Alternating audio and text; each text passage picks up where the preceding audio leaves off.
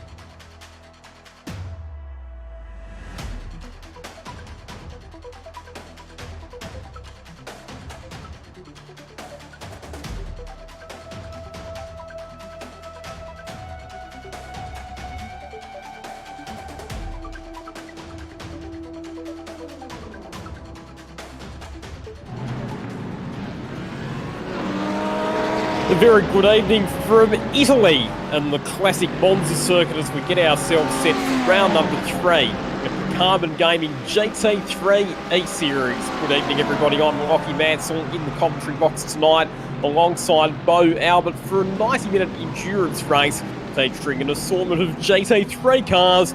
It's very high-profile drivers including a number of stars from the Virgin Australia Supercars Championship. And Bo, so far in the 2 rounds of this series that we've had some enthralling racing, we've had some close finishes, but on both occasions it's been Shane Van Gisbergen who's prevailed. They will come into tonight with points lead. He absolutely will come in with a points lead. It's been 2 fantastic races, like you said. In endurance racing, there's a bit of a stigma that sometimes it can be a little bit more spread out and the action won't be ultra close, but this series is proving everybody wrong. It's been right down to the final few minutes, and last week we saw an absolute brilliant showdown between Shane Van Gisbergen and Jackson Susan Harlow, and it was really nip and tuck stuff between the two. But Shane Van Gisbergen does not know how to read a rule book, and that is going to be an issue for him as he has swapped cars once again and will find himself more than likely with a penalty to go all the way to the rear of the grid. What car's he gone for tonight? He's gone back to the McLaren which he had in round 1, which I believe would classify as a second car swap. I think you'd be right. So SVG back to McLaren power for tonight, but he does lead the point standings on 305 ahead of Chaz Mostert. And like you said, Jackson Susan Harlow was the one who took the fight right up to SVG in the previous round at Catalunya. Here's the circuit configuration that we'll be using tonight. It's the traditional version of the Monza circuit, the Formula 1 Grand Prix layout. So both of our chicanes are in place. Key overtaking opportunities include the first chicane and also Parabolica. There's a spot where we often see overtaking manoeuvres made along with turn 4 and 5. Second chicane where Daniel Ricciardo famously put a move on Sebastian Vettel a few years ago. So should be a good race tonight. Obviously it's a very fast circuit. Slipstreaming will be key. Absolutely, and that goes for qualifying as well. If you don't have a slipstream in qualifying, you may as well be on the back foot heading into the race. So don't be surprised in the half-an-hour qualifying session that's currently underway right now if we see a couple of little tactics and some slow out laps for some drivers to make sure they're behind another driver when they start their lap. It's all about mind games in quali, and like you say, that slipstream will be oh so crucial come the end of the race as well. So like I said, a 30-minute qualifying session and then a 90-minute race. And the cars are going to be running in fuel-restricted configurations for the race, which means we expect that they'll be having to make a couple of pit stops. We'll be seeing a competition caution over the course of the race as well. Let's have a bit more of a talk about that, in fact, because just like real-life GT3 racing, there's a balance of performance formula to make sure that all of the cars can compete on a level playing field. And that balance of performance formula includes the amount of fuel that the different cars are able to have on board, and it also includes the minimum weight with which they have to run. And for this round, the McLaren has had an extra 25 kilograms added just to equalise its performance compared to the other manufacturers. So, yeah, well, if SVG's gone back to the McLaren, he's going to find himself with an extra 25 kilos of ballast. Yeah, and that is not going to be great at all. You're going to feel that quite a lot when you put your foot on the middle brake pedal to slow for one of these really slow chicanes here at Autodromo Nazionale Monza. And the interesting thing is just the fuel restrictions as well for some of these cars. And the restrictions are a little bit unique, to say the least, with a couple of cars that use the same percentage fuel tank having different rates. So the fuel burn for these cars is just being changed entirely. And the McLaren actually now has the biggest reduction in its fuel tank size, which is quite surprising to me, given that it's also one of the most thirsty cars around. So 25 kilos added, and it now has one of the smallest fuel windows on its tank of fuel. It's going to be a real struggle for Shane Van Gisbergen to maintain this championship lead tonight, I think. Indeed it is, and he is behind the wheel of the McLaren. We ride on board with him at the moment. He's sitting in there behind the Bostik Alternative Freight Services Audi R8, which we saw finishing in the top 10 at the Barcelona circuit last week. And Shane Van Gisbergen's car is running a livery very similar to, although I don't believe exactly the same, as the livery that he took to the Bathurst 12-hour victory in 2016 when he drove alongside Alvaro Parent and Jonathan Webb to the outright win in that race. And like you say, the slipstreaming is definitely coming into play. One of the things that we do love about GT racing is the cars' different strengths and weaknesses as well. So there's some cars that are better in a straight line. There's other cars that are better in terms of their cornering and braking capabilities. No, absolutely. And when it comes to Monza, obviously the first thing that comes to a lot of people's minds is straight line speed. And the McLaren and the Ferrari are probably the two stronger cars in that regard. And they can handle the curbs extremely well as well. So they're not going to get thrown around by the curbs as much. And there are plenty of big chicanes, including at the Del Rettifilo chicane as well, in the big braking zone after the first sector. So don't be surprised if the McLaren and Ferrari are very, very strong on lap time tonight in particular. So they could be up there in the qualifying standings, but it is a McLaren in first at the moment, but Nathan Hearn doing a great job for the Mercedes in second, as well as Andre Heimgartner, who's currently in ninth and on screen on his qualifying time. And you can see down the bottom of the timing screens there as well, we've actually got the sector times up this tonight as well, which is a very cool feature, so we can really track the progress of these guys during their qualifying laps. It's fantastic, isn't it? Massive field of cars once again tonight, as we saw last week at Barcelona, and they're interested to see how Andre Heimgartner goes this evening. We saw in the previous round at Barcelona that he was a front-running competitor for much of the race, as he has to have a big swerve on the exit of the Ascari chicane to avoid a car that was doing about 720 degrees worth of rotations on the exit of that chicane. Fortunately, Heimgartner managed to miss that spinning car, but he actually led for part of the race last week at Catalonia, but unfortunately the strategy didn't quite work out for him, and meant that ultimately he finished a bit further down the order in the race. Here he is on screen, coming up to complete the lap. Hopefully that spinning car hasn't affected him too much, and he does improve his time. He moves up to fourth position as Shane Van Gisbergen now sends the McLaren to P1, and 1 minute 47.0 for the Giz to go to the top spot by just 0.04 of a second from Ben Gomersall, the son of Jason Gomersall, who is, of course, a competitor in Touring Car Masters and one of the main team owners at the Matt Stone Racing operation. Absolutely. So like you say, some very, very big names in the world of Australian motorsport in this race as well. And that's great to see, and they're all doing very, very strong results up the front. You've got Macaulay Jones on screen at the moment. Doesn't have a lap time to his name provisionally. Fortunately for him, still plenty of time on the board for him to move up that order. But that is not how you move up the order from Macaulay. That lap is gone. But for Zane Goddard, his lap's just getting started. So Zane Goddard was a late entry into the field tonight. Of course, speaking of Matt Stone Racing, Zane Goddard is one of the drivers at Matt Stone Racing, sharing one of their cars with young Jake Kostecki throughout the 2020 Virgin Australia Supercars Championship. And we follow Zane Goddard as he heads down into the first chicane, making some nice braking manoeuvres, but just overshooting slightly and unfortunately tangling up with one of the other Mercedes on the exit of that chicane. That was Mitch Campbell that he got into the side of there. and unfortunately that will ruin that lap for both of those drivers.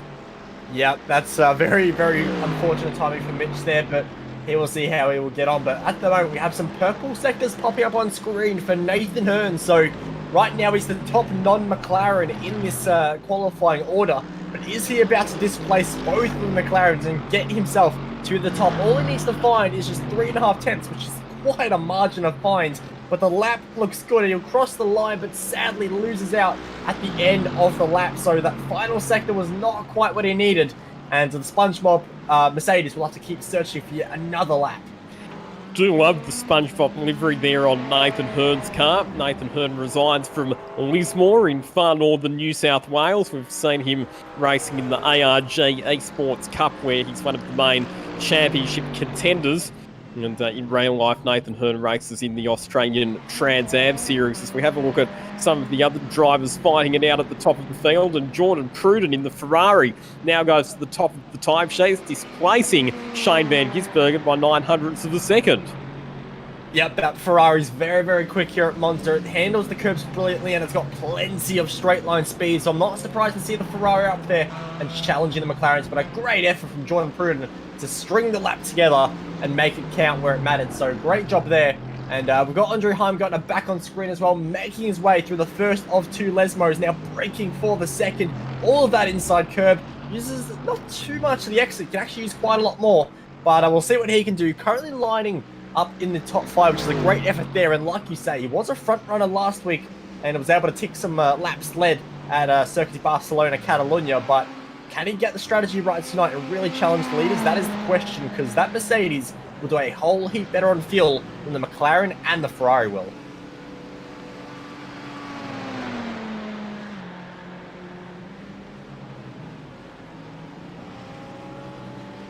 Plenty of drivers coming across the line now as we're just approaching the halfway stage in this 30-minute qualifying session. For those interested in the track conditions, it is very, very cool indeed. And by cool, I'm talking just 18-degree track temp and 16-degree ambient as well, with wind speeds of 3 kilometers an hour. So actually, in terms of the draft, you're still going to get an advantage from the draft, but not as much as if it was, let's say, a headwind coming down the front straight. So the draft isn't as powerful as some drivers may like it to be, but nonetheless, you're still going to gain a benefit if you can hook it all up. We've got Paul Auditori on screen at the moment, rounding his way through the Parabolica and onto the front straight. We'll get him to cross the finish line right about now on a 1:47.7. That's a good lap. The only issue is his best lap is already a 47.6.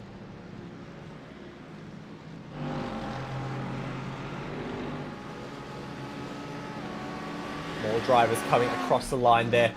We've got one of the pink Audis there of Jack Boyd, a very familiar name in the Australian sim racing community, as Fraser Ross gets himself up one place as well by 1,000th of a second. So very, very close, and great to see Fraser Ross, who you can't quite see it on the broadcast at the moment, but is sporting a Boost Mobile livery, which is very, very nice in regards to the livery that he runs in the real world. So very nice to have that connection and relation back to the real world for Fraser Ross as he works his way there through the Curva Grande. A fantastic quarter, not a challenge in the slightest in these aero gripped up GT3 cars, but Fraser spitting flames on the brakes into the second chicane. Driver in front will get out of the way, and Fraser looking like he's on a pretty strong lap here at the moment, and now through the first Lesmo, keep himself through the right-hander. And now this is going to be very interesting how he handles this second Lesmo. You're going to have to use all that inside curb. He uses a lot more curb. Again, not using much exit curb on the exit. So these drivers are being way too polite with the exit curbs here. They are not taking liberties at all. But Fraser doing a great job. Dips the wheels in the grass there. Probably just doing a little bit of tire cooling. Not that it's needed in these weather conditions. So much curb! And it actually kicks the back end out there on the Boost Mobile McLaren. Bouncing all over the place. A Ferrari. That's Braden McDermott, who was spinning on the track there. It provides no challenge for Fraser. And he's still pushing on this lap. So we can't see the exact delta time compared to his best lap. But the sector times are looking okay. And clearly, Fraser is not upset in the slightest about these times. He's going to round himself through the Parabolica, but that line is looking like it may be a pit entry. No, he's going to continue. So his best lap, 47.5. Oh, it's another 0.5, but he's 2.5 hundredths slower than his best lap. So not quite the improvement, and he was 7th when he started that lap. He is now back down to 9th as Jordan Pruden has actually lost his top spot in qualifying, because while we were watching that lap, Shane Van Gisbergen has punched in a fantastic time and has managed to go back to the top, and the first driver to break into the 46s, you got Jordan Pruden, who was also, in the 46s, but Van Gisbergen makes it a 46.8, so a whole heap faster as Jack Boyd makes his way across the finish line, and no lap time set, so that's a shame for Jack in the Audi, which is not going to be the best car around here, because it does get affected by the curbs extremely badly. It will get thrown around unlike anything else. So you have to be careful when attacking these curbs, and even just watching Jack Boyd from my own perspective at the moment, he was so gingerly with the curbs through the first chicane. So not doing anything in the slightest to upset the car as Jane Ransley gets himself up the order, goes 6th on a 47.3. Nice improvement there from the driver who we saw doing extremely well last week at Barcelona. Was up the front, was definitely challenging some of our leaders, and I got a good result at the end of the day as Jeremy Clark punches his way to the top by the narrowest of margins. Look at the timing pylon, 5 thousandths is all that is in it for Jeremy Clark. A great effort there. And Shane Van Gisbergen, if you want this pole with 12 minutes to go, you're going to have to find a little extra than that as Jeremy Clark makes his way through the lap once more. We're going to have a look at Nathan Hearn on screen now, and look at the draft that he has. This is a perfect advantage for him, but the issue is he's on an outlap.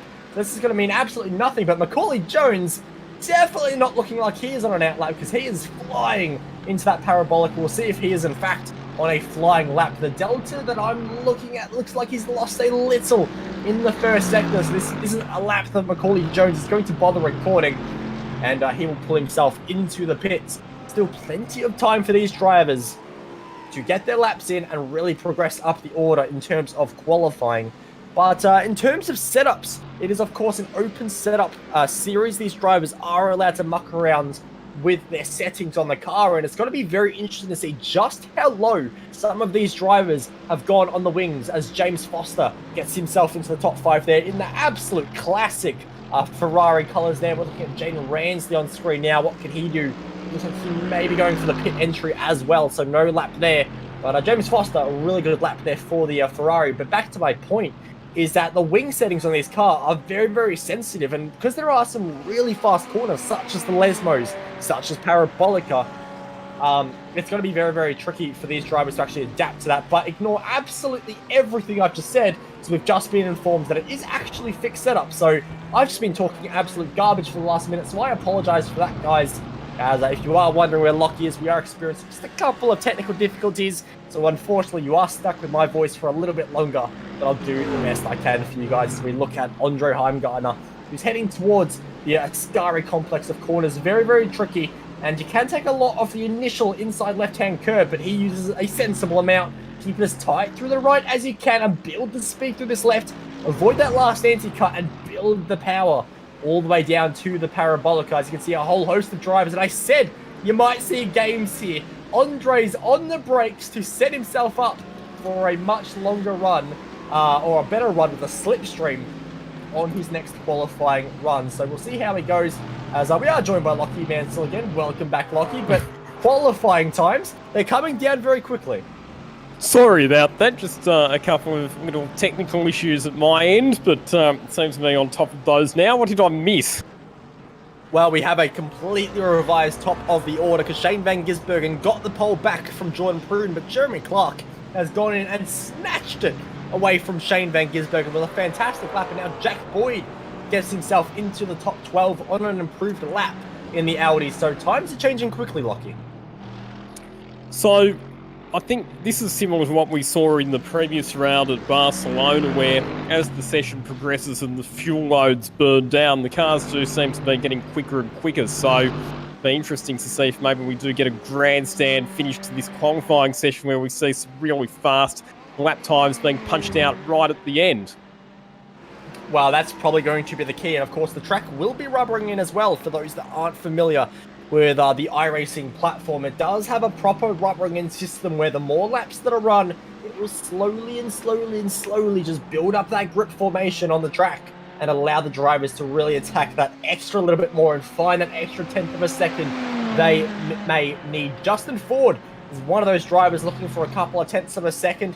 Will he find it across the line? His best lap, 48.023. So he crosses the line and no improvement this time around, but he's about to start another lap. We'll see what the Ferrari can do. Super tight at the top, isn't it? You've got less than a tenth of a second separating the top three, and Shane Van Gisbergen on a lap now as well. Let's see if he can finish it off. He only has the barest amount of time to find 5 thousandths of a second, but not quite able to do it.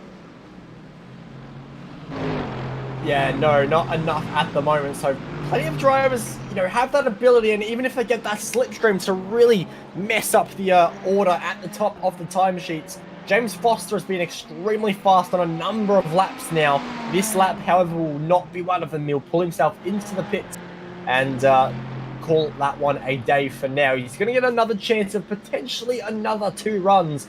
So we'll see what he can do. But one driver that definitely needs a time on the board at the moment is the driver of Todd Hazel, currently lurking in 36th position at the moment. We know he is capable of oh so much more, and he will commit to the finish line. So what he's looking for is faster than a 48.6, and well, invalidating your lap time by cutting the course, that's not faster than a 48.6. It's track limits, isn't it? Monza is one of those circuits where it's very easily to get busted for exceeding the track limits. And in real life racing, of course, there's officials and sector marshals and judges of facts who make determinations as to whether or not drivers have exceeded track limits. In recent times, they've gone to slightly more sophisticated technology, such as putting timing loops in various parts of the racetrack where drivers are prone to driving beyond the bounds of the circuit. But in a platform such as iRacing, there is absolutely no tolerance and no excuses. If the computer says that you broke the track limits, you're out of luck. Your lap time's going to get disallowed. Absolutely. Computer says no? Well, computer says no, and that's not going to be any kind of improvement there for any of our drivers who are trying to gain an advantage off the circuit. Jane Ransley gaining an advantage in the slipstream of Shane Van Gisbergen. So watch out for Jane Ransley to move up the order. His next lap could be very impressive, but our current pole sitter is trying to improve. And what does he do? He's currently 5 thousandths at the top. Again, track limits. These drivers just asking a little bit too much at the moment of the circuit. But one driver I would really like to try and keep focus on as we look at Dalton Ellery coming across the end of the lap is Jane Ransley. He's got a beautiful slipstream from one of our fastest drivers in the field. What can he do? But first of all, what can Dalton Ellery do? 49.5, no improvement there. But turn our attention back to Jane Ransley. This could be a very impressive lap. He's behind 2 McLarens and 2 very fast McLarens at that as well. And look at that first sector. That is fast. Oh no, one of the McLarens that he was trying to follow around the racetrack goes for a spin heading into the first Lesmo. And hopefully for Jaden Ransley, that hasn't compromised his lap too much, having to avoid that car. We'll get a bit of an idea of that when he comes up to the second sector mark, but it's a bit of a balancing act, isn't it? We've talked about the slipstream and the fact that there is an advantage to get if you can get a tow from a car in front, but equally there's also a big disadvantage if those cars that you are trying to slipstream hold you up through the corners. So Jaden Ransley 35.7 through sector number 2. Just having a look to see how that compares to the fastest times that we're seeing in terms of the sectors. Very fast. So Jaden Ransley currently position 7 and potentially on course to move up a few positions. Jaden Ransley, another driver who's been competing in the ARG Esports Cup, hails from New Zealand, and we see him in categories like the Toyota 86 Series here in Australia. But no, can he improve? Yes, he can. Moves up to position number 5, but perhaps not as much of an improvement as we might have suspected based on his first and second sector times. Yeah, absolutely. As we've also just had Jeremy Clark improve his time at the top. If you look at the timing screen, it doesn't look that different. It's because it was hardly an improvement. There's an extra 100th of a second.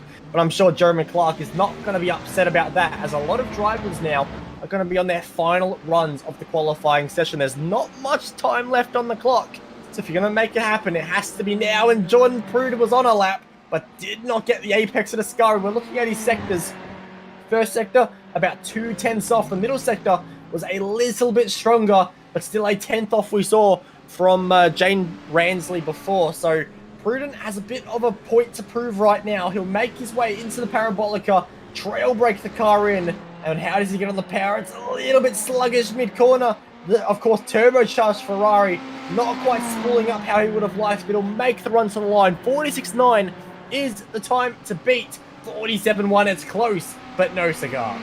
And we just had a shot there of Shane Van Gisbergen leaving the pits as well. So SVJ is going to get one last crack at it. He'll have time to go around for a formation lap, and then he'll get across the start-finish line with what should be enough time to get one more flying lap. Actually, it could be two more flying laps if he can make fast work of his outlap from pit lane. So SVG winding up for his last track in this qualifying session.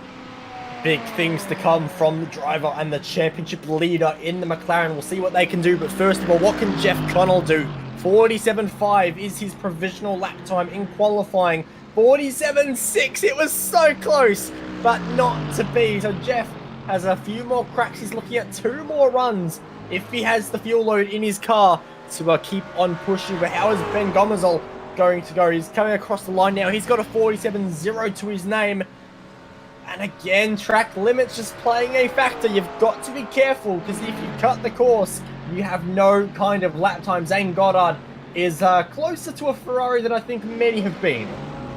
Interesting, isn't it, how the different manufacturers have different strengths and weaknesses at different racetracks. Last week at Barcelona, we saw that it was very much all about the Audis and the Mercedes and a couple of quick BMWs as well.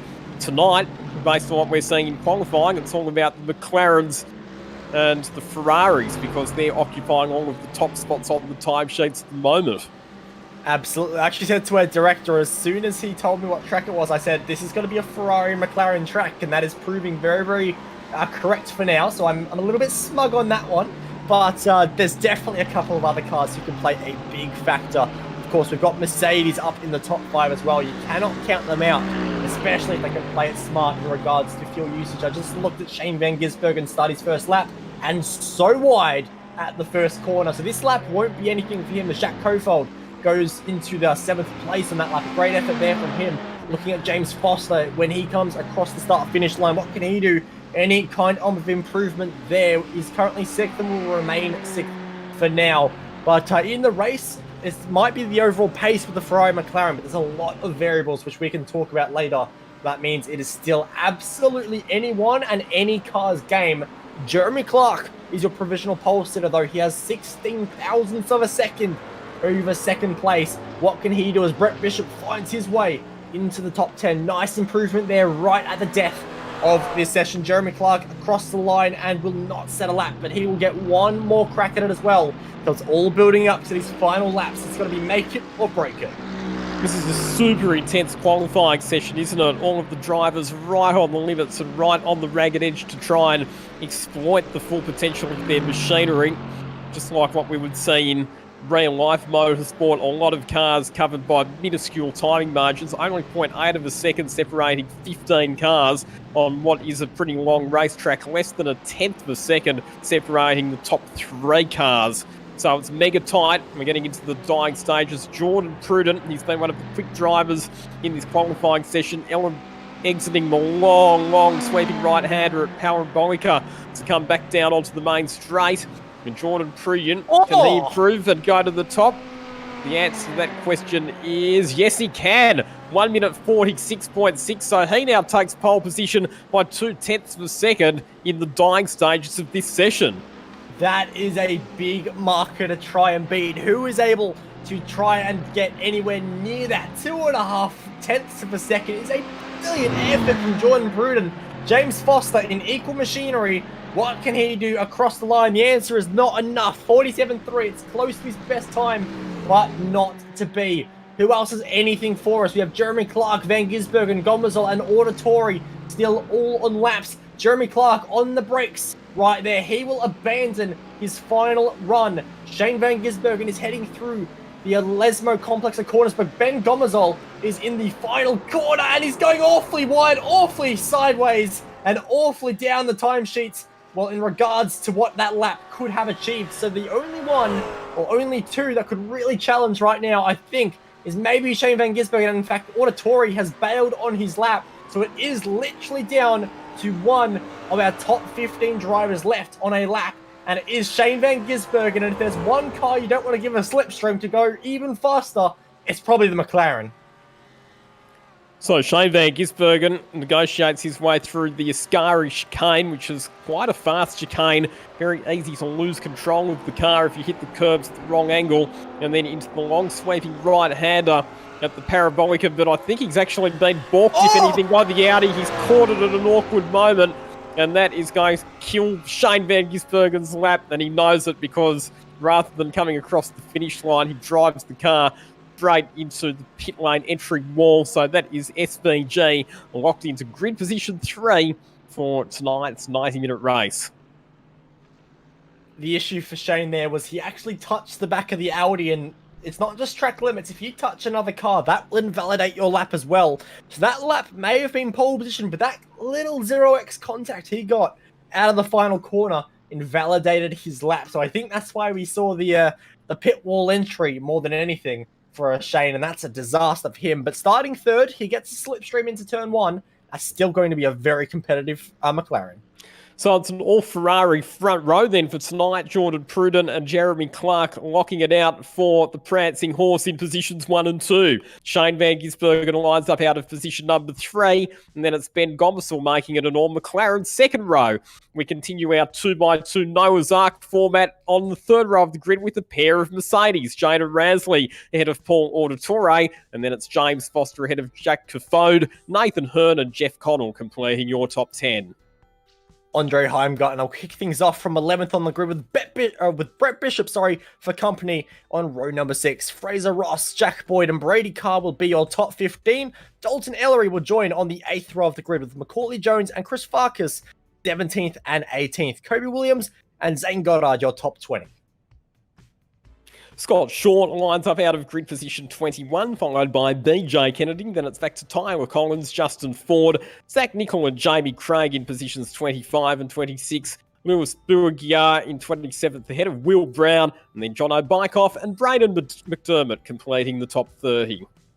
It's going to be a gaggle of Hughes on the next row of the grid. 31st and 32nd for Jared and Lockie. 33rd goes to Bailey Hall with Ethan Arps in 34th and Matthew Brunt in 35th.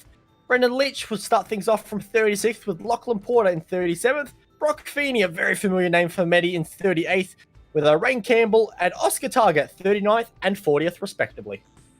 Once again, huge field tonight. We go over the page once again. A couple of former supercar drivers in Stephen Ellery and Stephen Johnson will go from positions 41 and 42. Back then to Sam Batty in 43rd position. Todd Hazelwood for Brad Jones Racing out of grid position 44. And then it's Eddie Beswick ahead of Mitch Campbell, Brady McHugh and Willie Yarwood in 48th position with Josh Thompson and James Simpson taking you down to grid position 50. And then for our last 3 cars on the grid, it'll be Craig Gurry, Anthony Levitt, and Michael Gurry as well. And Michael Hammond as well. Of course, Sam Blacklock being race control for this series, so he will not be competing. So it'll be 54 cars taking into turn 1 at Autodromo Nazionale Monza. And Lachlan, it's a very, very troublesome corner in a lot of ways. How do you see this going? Well, you'd like to think that all 54 of those cars could get through that first chicane cleanly, but I think survey says no. Sadly, I think I've got the exact same opinion. We'll see how they go, but it is a very competitive field, and it'll be a very fast run down that front straight to kick off this 90-minute race. The pace car is now moving, and like you say, it's a very cool first 6 positions. It's a double Ferrari, double McLaren, and then double Mercedes top 6. So it's going to be very interesting to see how they all kick off into turn 1, because those McLarens in a slipstream are going to be awfully fast, and they've got that bigger initial torque when they put the power down than the Ferrari. The Ferrari has the straight line speed, but the acceleration is definitely in the favor of the McLaren. So when it comes to that initial launch, when the pace car pulls in, don't be surprised if those McLarens are the ones moving forward. few drivers to watch. Lockie Hughes starting down in 32nd position on the grid. He's currently 3rd in the championship, so he needs to move forward in the race to try and protect that top 3 position in the standings. Other note as well, Chaz Mostert was supposed to race tonight as well. Unfortunately, he has been unable to due to some issues with him, so no appearance for our 2nd place driver in the championship tonight, unfortunately. Well, here we go, rounding their way through the Parabolica. Jordan Pruden and his fellow Infinity driver right alongside him, Jeremy Clark. What can they do? 1st and 2nd for the Ferraris, and it's Italian home territory. Will it be a Ferrari win? Will it be Forza Ferrari? We're about to find out for 90 minutes of racing, and the power is put down by Jordan Pruden. A great initial launch, and Shane Van Gisbergen reacts brilliantly as well. He's immediately attacking the driver of Jeremy Clark and will get alongside into turn number 1. But that only matters for so long because we're heading into the braking zone, and it's a hard braking zone. It's a slow corner. How will the checkup be for the field? It's the trouble point. It is the cluster that we have always known it to be. So far, so good. But all the drivers slowly working their way through. We've got a couple of cars getting a little bit sideways. But for the most part, it's looking okay. We've got one car turned, though, and it will eventually kick off. But it looks like it stayed relatively confined to 1 or 2 cars. So overall, they've impressed me here, Lockie. They have. They probably got through there with much better behaviour than we expected, but just as we say that, on the run down into the first chicane, we've got a couple of cars making contact. I think that was, Jack Caffode in his Mercedes having a big rotation, and you need to be a bit careful rejoining the track there, Jack. It's a big no-no to rejoin the circuit and be making contact with other cars. Jeff Connell there pucking into a position. So SVG actually lost some spots as well through Curva Grande. His run got checked up a little bit, and he was actually the one there who was having the contact with Jack Caffode as they headed into that first chicane. Fortunately, Van Gisbergen was able to carry on unscathed, but the same could not be said for Jack Caffode, who went rotating and spinning off the racetrack. Oh. Safety car has been deployed on lap 1 for the 2nd round in a row. So Sam Blacklock race control deeming that there is too much carnage. We need to slow the pace down. We've got the 380, the Phantom Mercedes of Jack Caffode. What an opening lap for Jack. He is having all manners of issues at the moment, which is a shame to see. He'll rejoin the circuit in a very rallycross-esque style. But as you can see, that Mercedes has seen better days. We'll go to a motor simulation replay. Let's try and piece what exactly has gone on here, Lockie. So Jack Caffode, so keep in mind that at this stage, he's already recovering from an incident that he had earlier in the lap, but he's got tangled up with another Mercedes, and then it's a case of cars just having to dart left and right to avoid head-on collision with Caffode's stranded car, Lewis Bulgiar, or however you pronounce it. It was one of the cars that had to take evasive action there.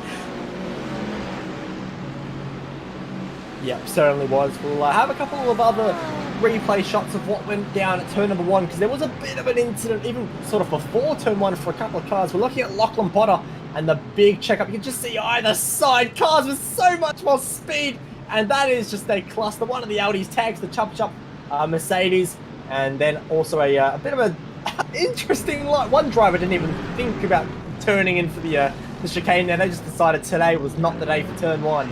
And Lucky Porter would end up gaining probably a couple of places from all of that carnage down at turn number 1. Then we also had more dramas, including this driver of Jack Caffode down at the chicane. So let's see exactly what happened here, because we see a slowdown for Shane Van Gisbergen. So too much curb at turn number 1, and that is what it's going to do to you. And he was obviously slowing down for that. And was that contact in the back that put him on the grass? It's hard to tell from that camera angle for Jack Caffode, but definitely a lot of rotation the second he went for the brake pedal. We'll go on board. I believe that's with a Foster behind. He was very, very close, and we'll see. Again, hard to say. I think there might have been contact, and we'll try and get on board in the next shot with James Foster and really try and diagnose if there was contact, and that's what put the Mercedes off into the grass. And we'll go and have a proper look, and there's the touch. It puts him on the grass. It actually hits the door of Shane Van Gisbergen as well. So Shane actually fairly lucky to avoid damage there, and you can see he rejoins right in front of James Foster. Another Mercedes there also with the slowdown. That was Ben Gomezol. So I said the McLarens might be the one moving forward on the restart. What do I know? One's lost 2 spots, the other's lost 4. Well, to be fair to you, Bo, SVG's initial start was actually fairly good, and had he not made that mistake taking too much curb on the exit of the first chicane and copying the slowdown, he probably would have been inside the top 3, but you said that it was lucky. That was a seriously lucky escape for SVG there, our championship leader, not to sustain a lot more damage in that incident with Jack Caffode. In slightly different circumstances, that could have ended his day altogether. So SVG very, very lucky to get away relatively unscathed from that one. Absolutely. I'm just having a look on my end at Shane Van Gisbergen's McLaren. I've got to say, that thing does not look like it is damaged in any way, shape or form. So if you talk about dodging a bullet, Shane Van Gisbergen, he might as well be the dictionary example of it at this point.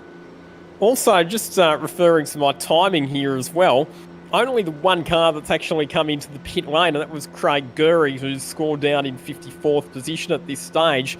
We'll see if anybody else chooses to come in for some repairs or attention while we're behind the safety car. But looks like most of the runners have escaped from that opening lap relatively damage-free. So at this stage, all 54 of our race starters still in the race. A few drivers fainting as if they're going to come into pit lane and then deciding not to.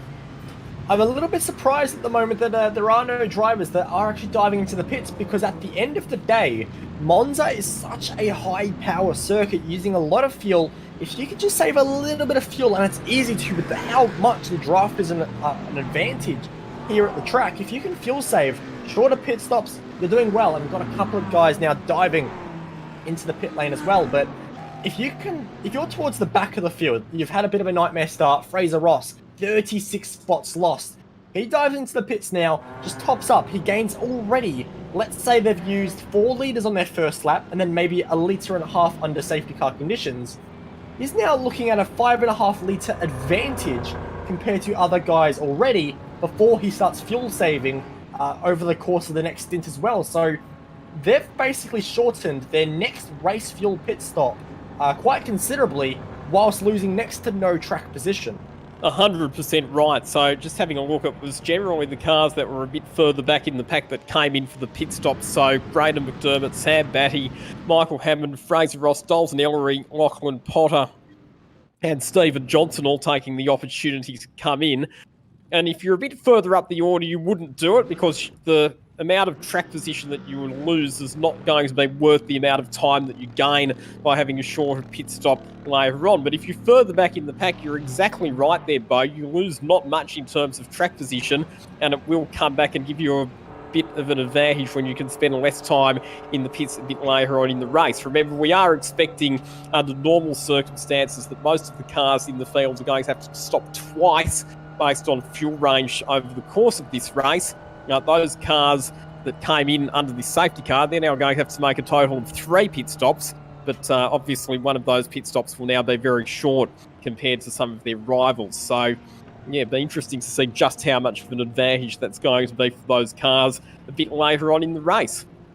Yeah, absolutely. I'm looking forward to seeing how that benefits a couple of those drivers that did come into the pits, but right now, for the drivers up front, if you go on board with any of them, you will see there is next to no revs or almost no throttle input being used by them. They're being very, very cautious when it comes to their fuel burn and obviously their usage overall. So you can see that 6th gear using absolutely nothing. He's just about going to stall that car in a straight line in a minute. He's using so little revs.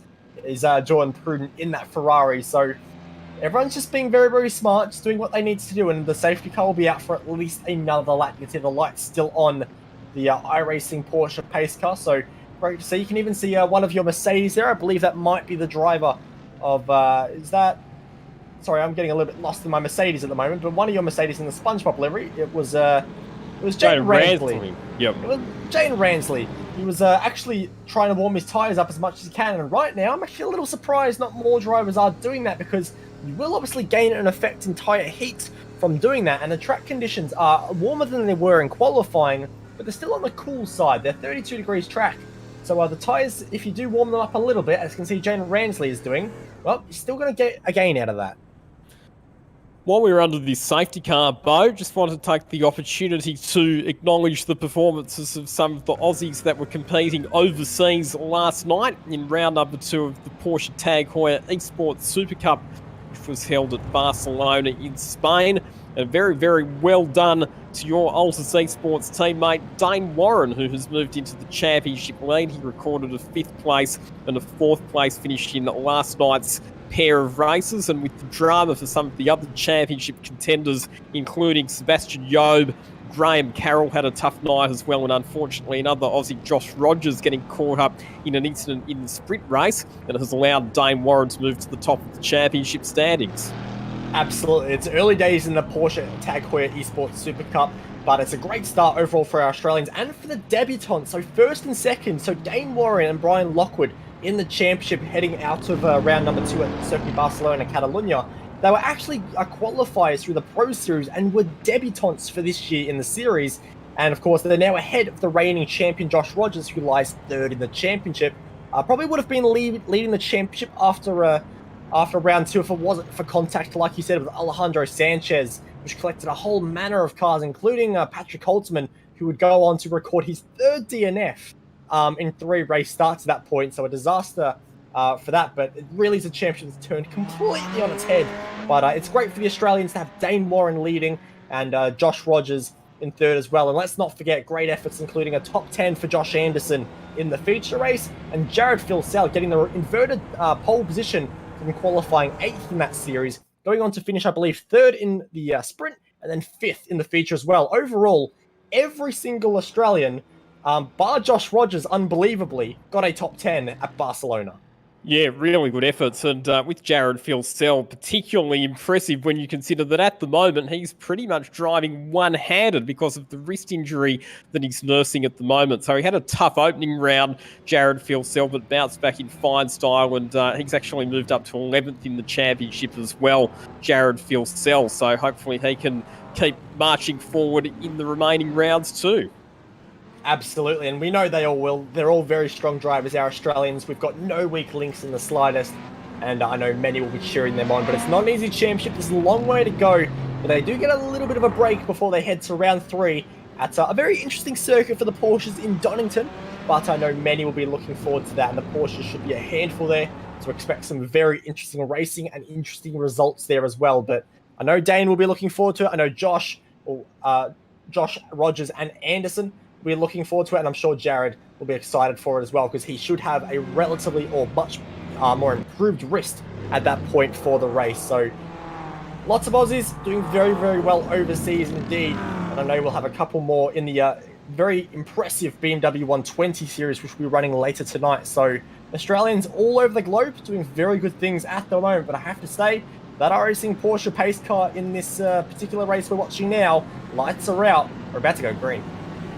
We are, so safety car will peel into pit lane. Good opportunity for everybody just to catch their breath and get ready. We've still got well over an hour remaining on the clock in this 90-minute race. Carbon Gaming International GT3 Eseries, and the Porsche 911 safety car is not heading down pit lane. So, oh no, it was. Sorry, I thought we were looking out of the back of the safety car, but we weren't. We were looking out of the back of our race leader, Jordan Pruden. So he leads the way, and down into the first chicane they come. Shane Van Gisbergen probing down on the inside of Paul Auditore. Really good race start, in fact, from Shane Van Gisbergen there. Jaden Ransley tucks in behind him. Cast our right back to the chicane, and there's some damage at the back of the pack there with the car going spinning, and several other cars having to take avoiding action by going straight ahead through the chicane there as well. Yeah, a couple of drivers getting very racy at the chicane. Jack Boyd actually lucky not to get turned around there as well, as second place Jeremy Clark suffers the same fate that Shane Van Gisbergen did. So not ideal there, and he's still serving the slowdown. Actually checks up one of the Mercedes, and that is a Jeff Connell, who has to take avoiding action, but gains a spot out of it. And not just the driver of Jeremy Clark, but James Foster as well, as they go side by side into Lesmo number 2. Foster sweeps around the outside and will make Jeremy Clark pay for that slowdown, and Nathan Hearn is going to take advantage. He doesn't need any second invitation here. He gets past one Ferrari, 2 would sound a lot better. He swerves from the left to the right around the outside of Ascari. It's going to be a tough ask to do, though, and the Ferrari straight line speed proving a little too much and clears the Mercedes before the braking zone of Ascari. So smart driving by all involved there, but Nathan Hearn, very opportunistic and brilliant racecraft there.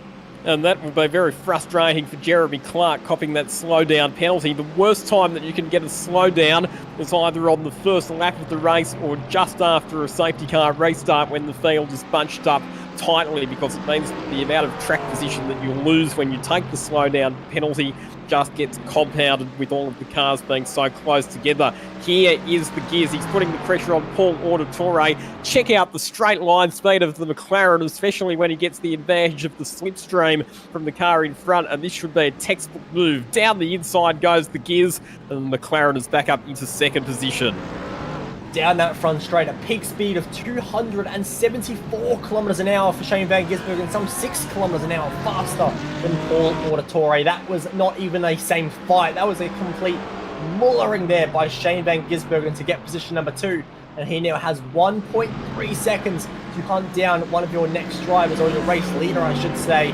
There's plenty of chopping and changing around the order happening at the moment. We've got Bailey Hall actually in the wall. Big crash here at the first chicane. Plenty of drivers have gone around, and that is a nightmare there. And how is Bailey Hall? That is a monumental accident. If we can get a replay at some point, Bailey Hall, I have no idea what has happened originally there, but a monster accident at the opening chicane. We're watching Brock Feeney at the moment, who scored in 20th position. Oh, and we've had one of the Ferraris spin on the exit of the first Lesmo as well. We'll have to catch a replay of that one. We might have to go through and find a couple of replays. So this is what happened to Bailey Hall. So this is heading into the first chicane. And there's actually a couple of Mercedes that are involved there. And here we go. This might tell a bit more of the story. So it actually started a bit further back. So this is Bailey Hall heading out of Curva Grande and onto the long main straight. He was side by side with one of the Audi R8s. There was a Mercedes just ahead. Oh, goodness me. So Bailey Hall has tangled up with the Audi. That's caused him to go sideways in the braking zone. And when he arrived in the first chicane, the carnage just got worse and worse. And as a result of that, we are now under safety car conditions once again. We understand that there's also been an incident for Will Brown in his Ferrari. We're going to go back and have a look at what happened to Will Brown in a couple of moments' time, and unfortunately he just lost it all on his own. So he smacked the fence as well. That was the Ferrari that we saw spinning on the previous lap. So back under safety car conditions, and this is where strategy, Bo, probably starts to get a bit more interesting. We've done a few more laps now, but are we close enough to the end of the race that you could take one of your 2 planned pit stops at this point and be able to get to the finish with only 1 pit stop? That's probably the big question that you have to ask at this stage. If this was any other track, I would say yes, take a pit stop and you might be able to fuel save at home. The issue is, on a green flag lap here at Monza, the fuel burn, especially if you're the race leader or leading a train of cars with no draft assistance, the fuel burn is just so high that you're already almost having to fuel save to make it to the end of the race on 2 stops anyway. Such is the actual usage here at Monza. With, I'm not sure what the exact percentage of the time that you spend on throttle here at Monza is. I can tell you it's a lot higher than your average Grand Prix circuit. So for these drivers, if you take a pit stop now, it's going to be the same story we said in the earlier caution, where you'll absolutely gain time in your next green flag pit stop that you have to take. But you're probably not going to be able to actually cut an entire pit stop out of your end of race total. Well, let's think about it a bit mathematically here, Bo. So when the pit lane opens, which we know that once the safety car is deployed, the pit lane closes for a lap to allow the field to form up behind the safety car, and then the pit lane opens to allow anybody who wants to pit to be able to do so. So when the pit lane opens, there's going to be about 70 minutes remaining in the race. That means that to get through on 2 pit stops, you would need to stretch a stint to 35 minutes. We're expecting stint lengths tonight, with the fuel capacity restriction for each of the cars, to be 30 or just over 30 minutes. So, we're right on the margin, aren't we, of being able to make it to the end from this point. So, there might be some teams that take the gamble. I mean, this is the kind of race where if you've got an engineer, this is the race they're earning their paycheck. This is an absolute head scratcher, and I know a lot of these drivers don't have engineers for this particular race. So under safety car right now, whilst I know they're only doing a very slow and boring 100 kilometers an hour, I can assure you the speed limit is a lot faster in their brain right now. They're going through so many calculations. Can I do this? Can I do that? Working out, trying to answer the exact questions that me and yourself are asking right now. And I mean, they are exiting the Parabolica, so if we're going to get any answers, they're going to come in the next 200 meters, and we'll see which of these drivers are willing to do anything risky in the slightest. Jaden Pruden is aiming towards the pit lane, ducks back out, a couple of fakes, and there's going to be a lot of fakes, I think we're going to see. But who is brave enough to do it? I mean, there's your answer. There we go. So position number 11, that would be Kobe Williams. And he's going to lose so much track position here. But you know what? I like this, Lockie. Yeah, again, if you're not necessarily right at the front of the field, it's probably worth taking the gamble. For the cars that are up near the front of the field, then it becomes a bit of a monkey see, monkey do situation, doesn't it? Where they all end up copying each other. I wonder if Shane Van Gisbergen's madly scrambling with his phone and trying to get hold of his engineer Grant McPherson to ask for some advice on what to do in this situation. Oh, you wouldn't suggest that Shane Van Gisbergen would text and drive during a sim race, would you? Well, we're under safety car, aren't we?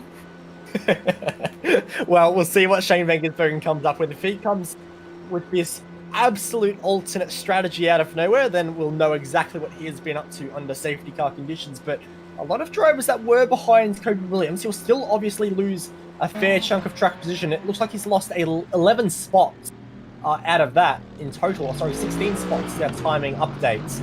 So he's lost 16 spots by doing that pit stop.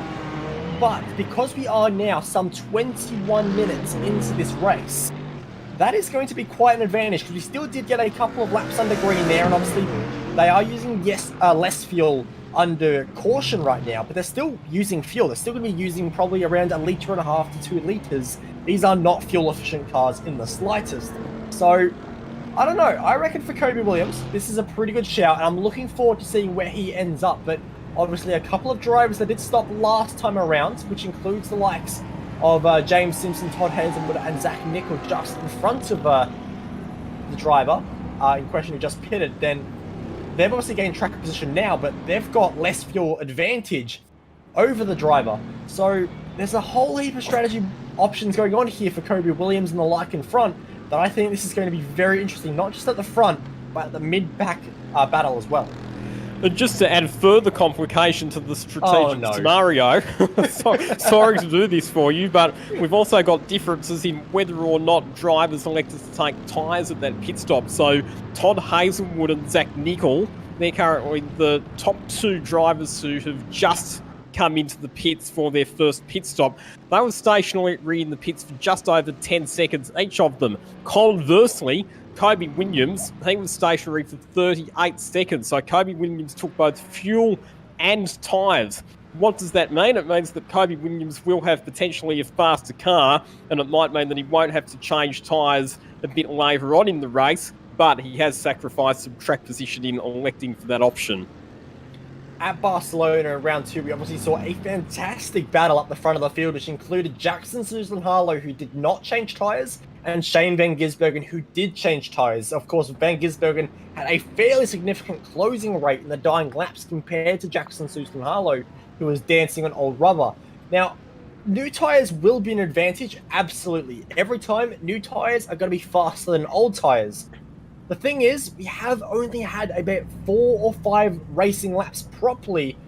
Even that's probably being a bit opportunistic, if I'm being honest. But I don't think tyres is necessarily the right option, because yes, they'll be fresher over the rest of the race, but the delta in terms of pace compared to those who are on old tyres currently won't be that massive. And overall, Monza is not particularly a circuit you think of when you think of tyre wear.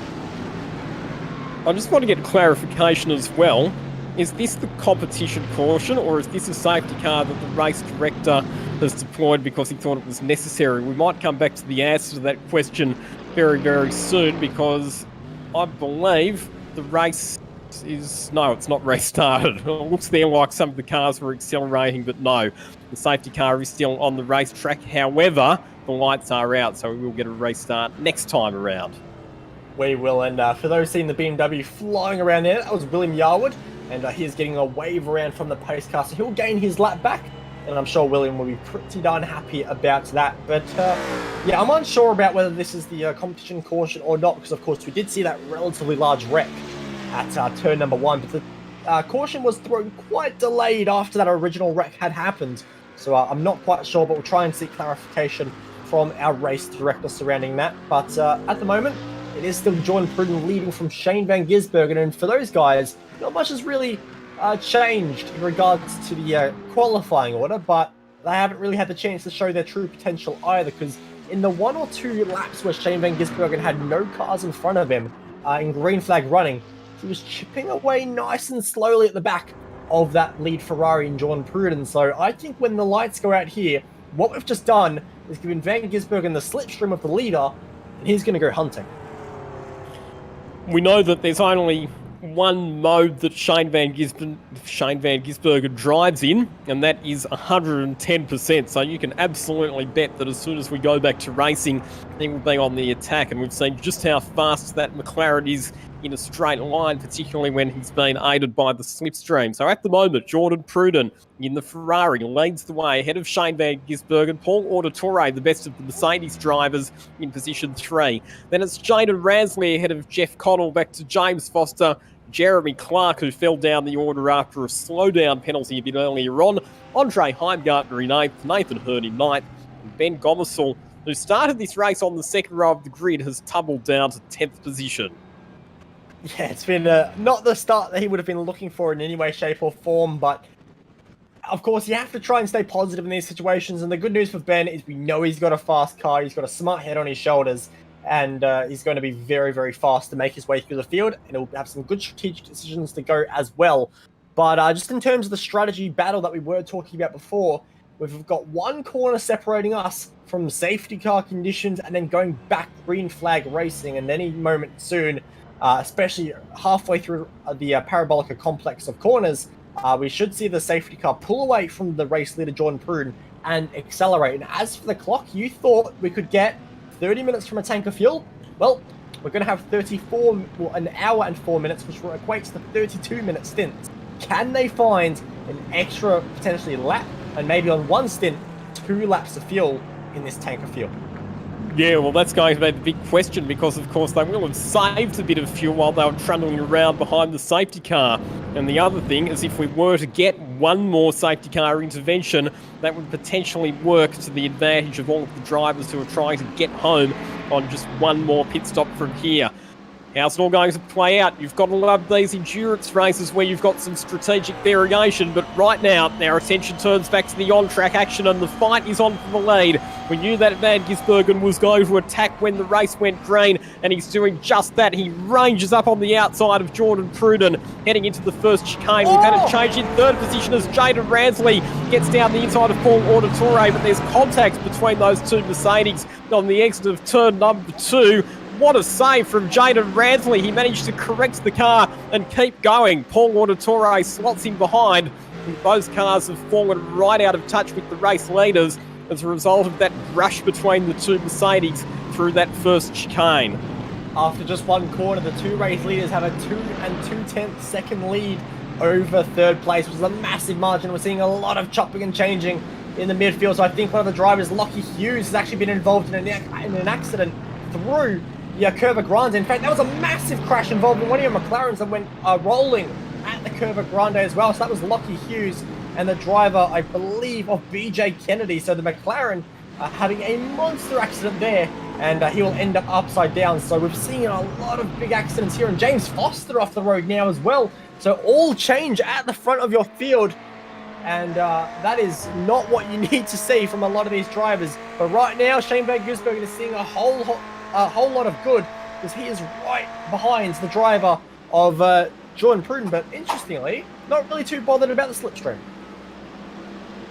This will be interesting to see what SVG does, because there is an advantage to be gained in fuel economy terms if you're not leading. If you sit in second position and you take advantage of the tow from the car in front, you save fuel that way. So maybe Shane Van Gisbergen's just playing a few canny tactics here and deciding that he doesn't necessarily want to be in P1 right now.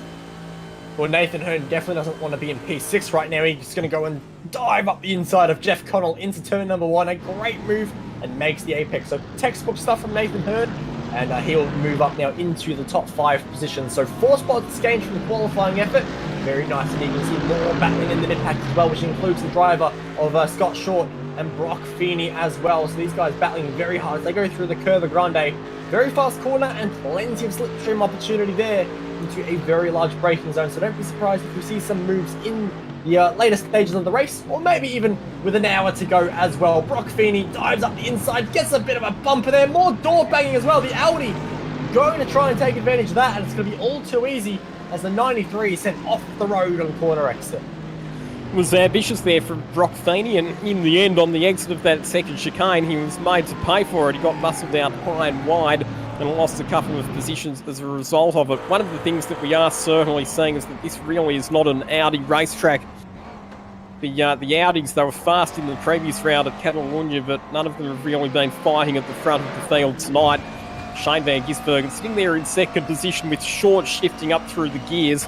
You get the feeling that he is definitely in a fuel-saving mode. Having a look at the timing order at the moment, the highest placed of the cars to have made a pit stop is Michael Guri. He's in 19th position. He stopped under the very early safety car that we had.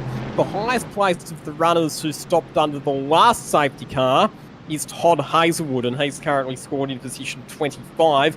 He's the first of the drivers that we think may be able to make it to the end with only one more pit stop.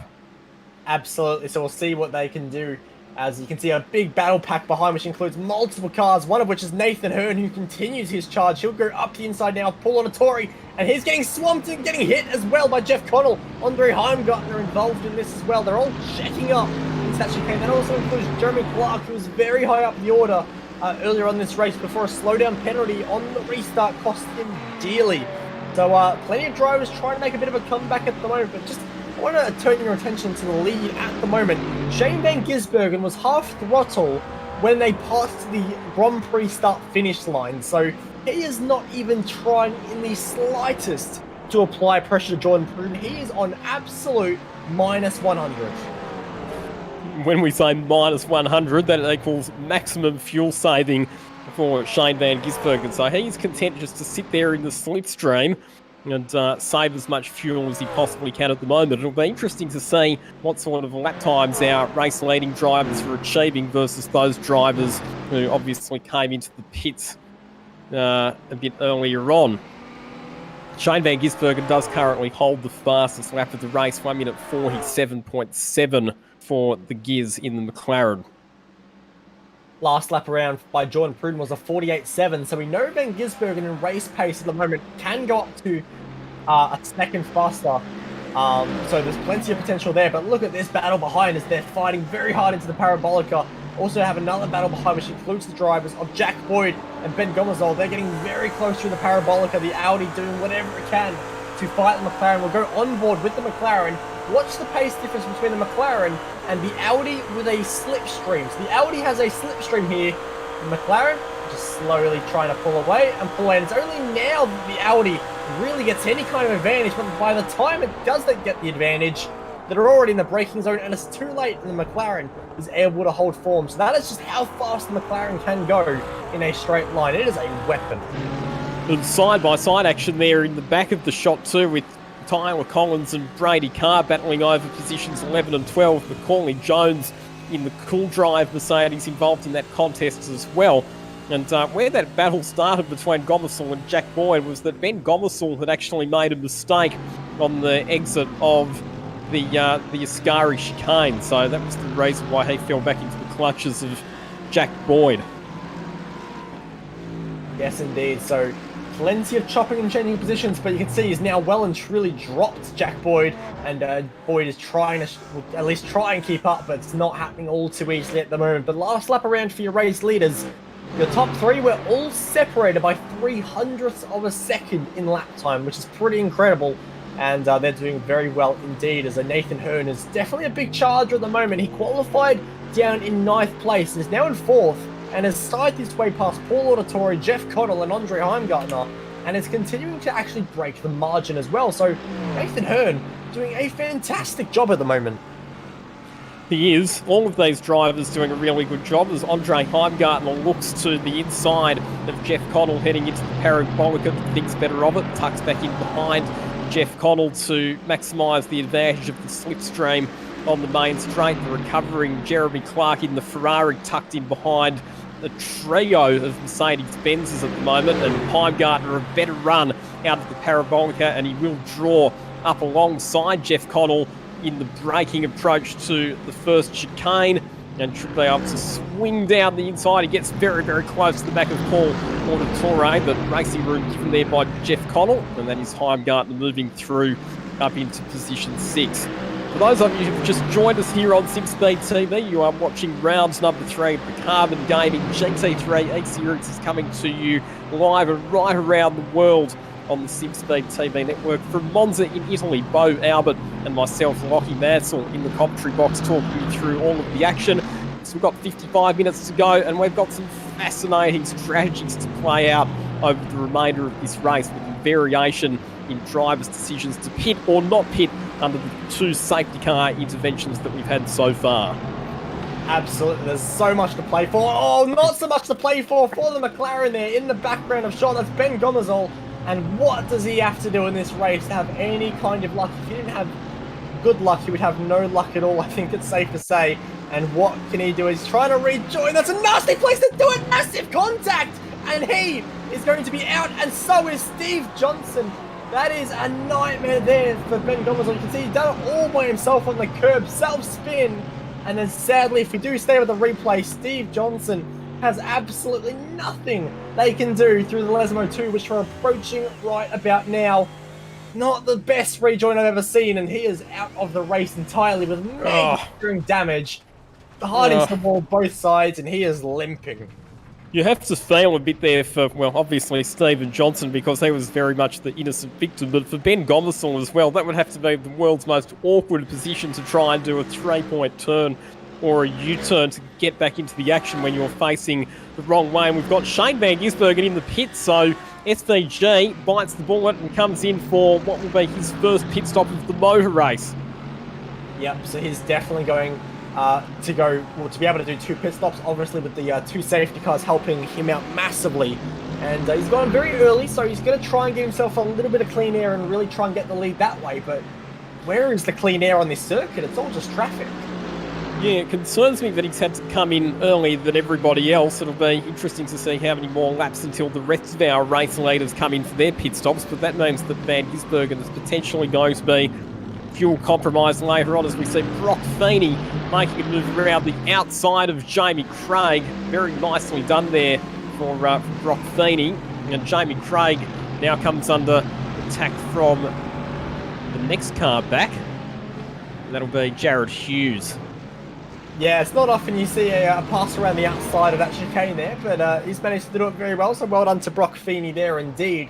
And we do now have a look at Shane Van Gisbergen, who was on a very alternate strategy. He's got a little bit of clean air, but you have to just wonder if that is going to last, because of course the driver in front of Michael Hammond is no slouch, but he is going to be caught probably fairly quickly compared to Shane Van Gisbergen, who we know can run extremely fast. Jordan Pruden rounds the final corner, and he elects to stay out. He is enjoying his fresh air, and why not? If you've got the lead of the race, you've got fuel to burn, stay out in clean air, you can't do much wrong. So Shane Van Gisbergen's rejoined the racetrack in position 35.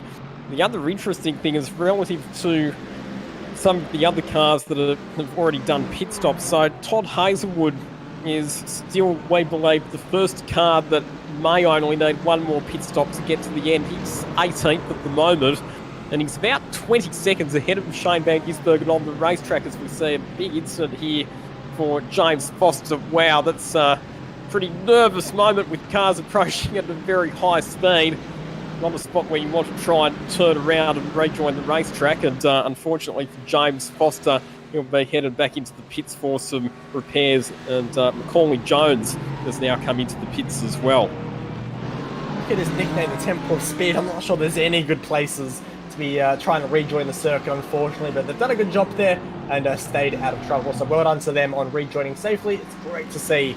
But yeah, no, I'm interested to see how this strategy pans out. I think for the drivers that pitted under our first caution at the end of lap 1, I don't believe they've got the opportunity to make it home on one more stop, but it's the drivers that have pitted under the second safety car. They're the ones I'm really intrigued by in regards to what they can do for pit stops, as we have a couple more drivers pitting this time around, one of which includes Macaulay Jones, who will dive into the pits and get out fairly quickly. In fact, not quickly, a 50-second stop for Macaulay Jones there. So quite long in the end, as Jack Boyd in the background of shot there gets a little bit out of shape, keeps on the track though, but is going to lose one spot to the 89 Mercedes of Paul Auditory, who slides it up the inside, and there was not really much of a fight there from Jack Boyd.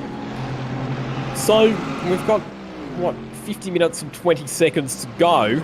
So all of the cars that have not stopped yet, they've now been on the racetrack for 40 minutes or near enough to it.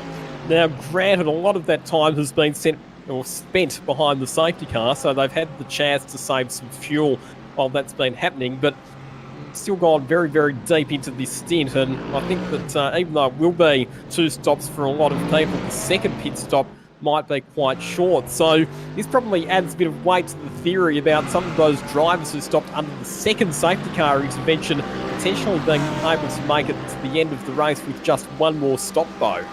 Yeah, absolutely. I think they're in a very strong position indeed, so I can't wait for this race to pan out and see how exactly it is won, if it's the strategy that pits under the second safety car, or if it's the strategy that actually stayed out of all the safety cars and did their stops under green. That's going to be very interesting to see, as well as SVG does set a new fastest lap. So he does a 47.6, compare that last lap around to a 48.3 from race leader Jordan Pruden. Steve Ellery is not going to be doing a 48.3. He's in fact doing 180 compared to the track surface. We're going to motor simulation replay and see how he has ended up there. If it was assistance, you can see he's in a fight at the moment, and all kinds of moving under brakes here. Big dive from the Mercedes up the inside of the BMW Z4. It's going to be the second Mercedes who just gets tripped up, and Steve Ellery didn't look like he was too keen to turn into the left there, and I think that caught the Mercedes out a little bit there. Bit of an awkward moment, wasn't it? Here is Shane Van Gisbergen and how it looked from his view. That's always the problem with making the early pit stop, is it does leave you a little bit vulnerable to being caught up in incidents with runners in the mid-pack, so that'll be the main concern for Shane Van Gisbergen at the moment. The other thing as well is that SVG, he was 1.5 seconds quicker than Todd Hazelwood last time around, so even if Todd Hazelwood can get through the race with only one pit stop, Shane Van Gisbergen, with the kind of pace that he's demonstrating at the moment, is potentially going to make up the time for the extra pit stop, because he'll be able to drive in full attack mode, whereas the likes of Todd Hazelwood and the others that are trying to get through with just one more pit stop, they're going to be a bit fuel compromised. They're going to have to conserve fuel. That means they won't be able to drive at maximum pace.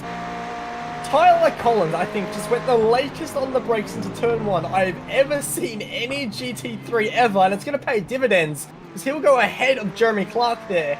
That was unbelievably late on the brakes, pulled it up perfectly, and will make that move stick. So kudos to Tyler, he is doing a fantastic job. He started, or from where he started, he is now plus 18 positions. That is a remarkable job, and he's now pulling away immediately from Jeremy Clark. Oscar Target, who has a very interesting livery on his Audi R8 LMS, is going to slide down through the second chicane and lose a whole bunch of spots, unfortunately, as Nathan Hearn actually continues his charge. And what can he do now in his fight? Well, he can move up to 9th place. That is exactly what he can do. He's doing a fantastic job. And the train in front of him is that train that leads up to Tyler Collins, who has now inherited 4th place. So Nathan Hearn, if he continues the strong charge, he can do very, very well indeed. But the thing is, he was a lot higher up earlier in the race. So since that restart, he's clearly had his issues, because he was ahead of a lot of these guys previously. So do we say that Oscar Target completely missed his target there with the off-track excursion? No. Nah, I'm not even going to respond to that, Lockie. That is a horrific broadcasting offence in my books. Sorry, couldn't resist. Still, a couple of drivers coming into the pit lane this time around includes the drivers of Jeremy Clark, Nathan Hurd, Brad Carr, and Brock Feeney, just to name a few who dive into the pits. So a lot more drivers electing that. You know, they're running low on fuel. Of course, with that first safety car, like we said, able to go a lot longer on the tank than expected, some 15 minutes almost in some cases. So safety cars definitely changed this race entirely, and we still don't know if that was a random or a caused safety car. So maybe there's more twists and turns yet to come. Maybe race control has elected that there's too many safety cars and we're going to leave the random safety car out of this one, as your race leader has another 3/10 taken out by Shane Van Gisbergen. And I've got to say, with how close they were on track before the pit stops, you've got to assume that when Van Gisbergen makes his, when Jordan Pruden makes their stop, that Shane Van Gisbergen is going to be the one to come out in front, because Van Gisbergen is punching lap times out at a complete another level right now. And how often have we seen this from Shane Van Gisbergen in real life racing, where he's had to be called into the pits to make an extra pit stop for one reason or another, and he's responded just by coming out onto the racetrack and setting one blisteringly fast lap after another. Well, guess what, folks? He's doing it again tonight. He is absolutely flying at the moment, SVG. He has got raw pace in abundance aboard that McLaren.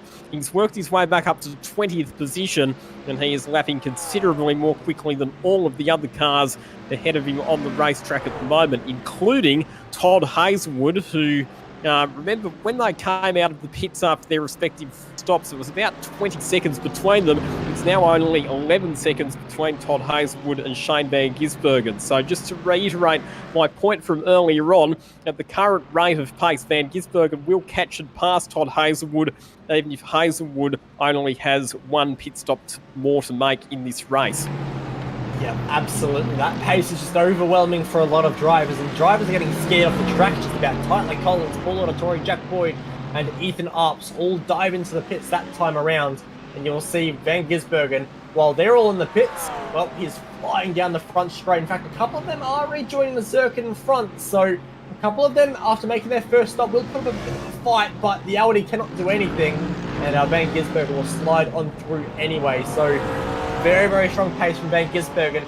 And Jordan Pruden, our race leader, or effective race leader at the moment, is trying to respond to the pace. Last lap around, although he got a track limit violation, was actually his fastest lap of the race. He is trying to respond, but the issue is that even though that was his fastest lap, Van Gisbergen still went sub 200ths of a second quicker.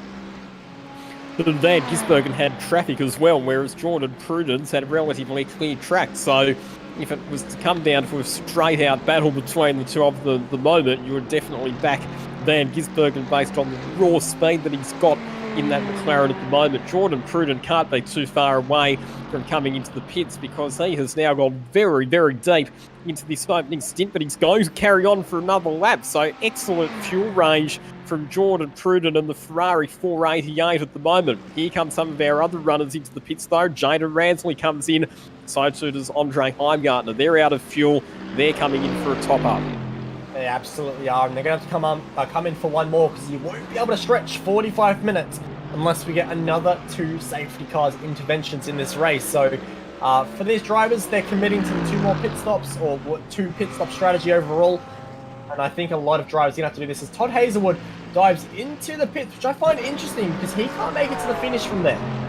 No, I would have thought that he would have gone a bit deeper into this stint before coming in. So that really surprises me. I thought that we would have seen Todd Hazelwood coming in with closer to half an hour to go in the race. So that's a bit weird. I mean, obviously Hazelwood does have less fuel to put in at some stage because of the fact that he made that pit stop not that long ago. But yeah, that kind of throws out our prediction, doesn't it, about people potentially only needing one more pit stop to get through to the end. Drivers that did end up pitting into that second safety car, all they need to do is last another 12 minutes. Obviously easier said than done, but they can last another 12 minutes and they should be good to make the race on one more stop. So they're just going to hang in for a little bit longer, and obviously they'll be on a higher amount of fuel than the other drivers, such as Jordan Pruden, who we see on screen right now. So they should be in an okay position, I think, to make it to that 30 minutes remaining mark. But yeah, Hazelwood is a big shock for me, and he's still in the pits now, in fact, so that must be tied as well. But here's the big question mark And there is our big answer as well. Jordan Pruden makes their way onto the finish line, or sorry, into the pit lane, I should say. But the issue for him, Van Gisbergen is already under brakes for Ascari. Yeah, this is looking good for SVG to jump ahead of Jordan Pruden once this pit stop cycle is completed. There are still some other cars that came in under that second safety car intervention, including Zach Nickel and Justin Ford, but the problem is that the rate that Van Gisbergen's closing in on them, he will pass them, so even the saving that they might get from not having to make the extra pit stop is going to be completely defeated by the raw speed from some of the cars that are still running to their original strategy, and in fact Van Gisbergen has now passed both of those cars on the racetrack. Absolutely, and there goes Shane Van Gisbergen on your shot, and here comes Jordan Pruden now. So that is change of position that I think many expected, but I did not expect that kind of a gap there between the two. Jordan Pruden has lost a fair chunk of ground to Shane Van Gisbergen, who is already on his way to Curva Grande. So that is some almost 5, 6, 7 seconds. We'll get an updated timing in just a moment, but Van Gisbergen puts an extensive margin on Jordan Pruden there in the Ferrari. So, with the first rounds of pit stops out of the way, Jared Hughes is actually the current race leader by just under 3 seconds from Shane Van Gisbergen. There he is on screen in the BMW Z4. He stopped last under the last safety car, so he can go a bit deeper into this stint as well. He's been out there on the circuit for 14 laps at this stage. But again, not lapping anywhere near as fast as what Van Gisbergen is at the moment. The other advantage here for Van Gisbergen, Bo, is the fact that he has come out with quite a few cars in between him and the driver who is effectively in second position at the moment, which is Jordan Pruden. So there is some traffic separating the two cars. Absolutely, Van Gisbergen's worked his way through traffic when he went for that much earlier pit stop. Now Jordan Pruden has to do the same. He's got a Lewis Buger right in front, and that will be quite a easy pass there for the Ferrari. The straight line speed advantage is a little bit too much for the AMG to handle, and that will be an easy position gained there for Jordan Pruden. Of course, a lot of these cars in front will eventually dive onto pit lane as well and clear themselves away from Shane Van Gisbergen, who was once again the fastest car on track. He wasn't quite a new fastest lap for him this time around, but still the fastest car on track in terms of current lap speed. So he is doing very well indeed. And in the end, the overall advantage between him and Jordan Pruden would be closer to 10 seconds. So that is a very large margin indeed. To give you an idea, there is Jordan Pruden on screen there, and you saw Shane Van Gisbergen quickly heading through the Curva Grande. So a big gain for the McLaren. But obviously, he pitted a lot earlier, so his final pit stop is going to have to take a little bit more fuel, and the McLaren is a bit disadvantaged in regards to the fuel burn percentage. So it has a 130-litre tank regularly compared to the 115 litres of the Ferrari. The Ferrari has by far the smallest GT3 fuel tank, but is obviously a lot more kind to its fuel burn, so it uses a lot less per lap.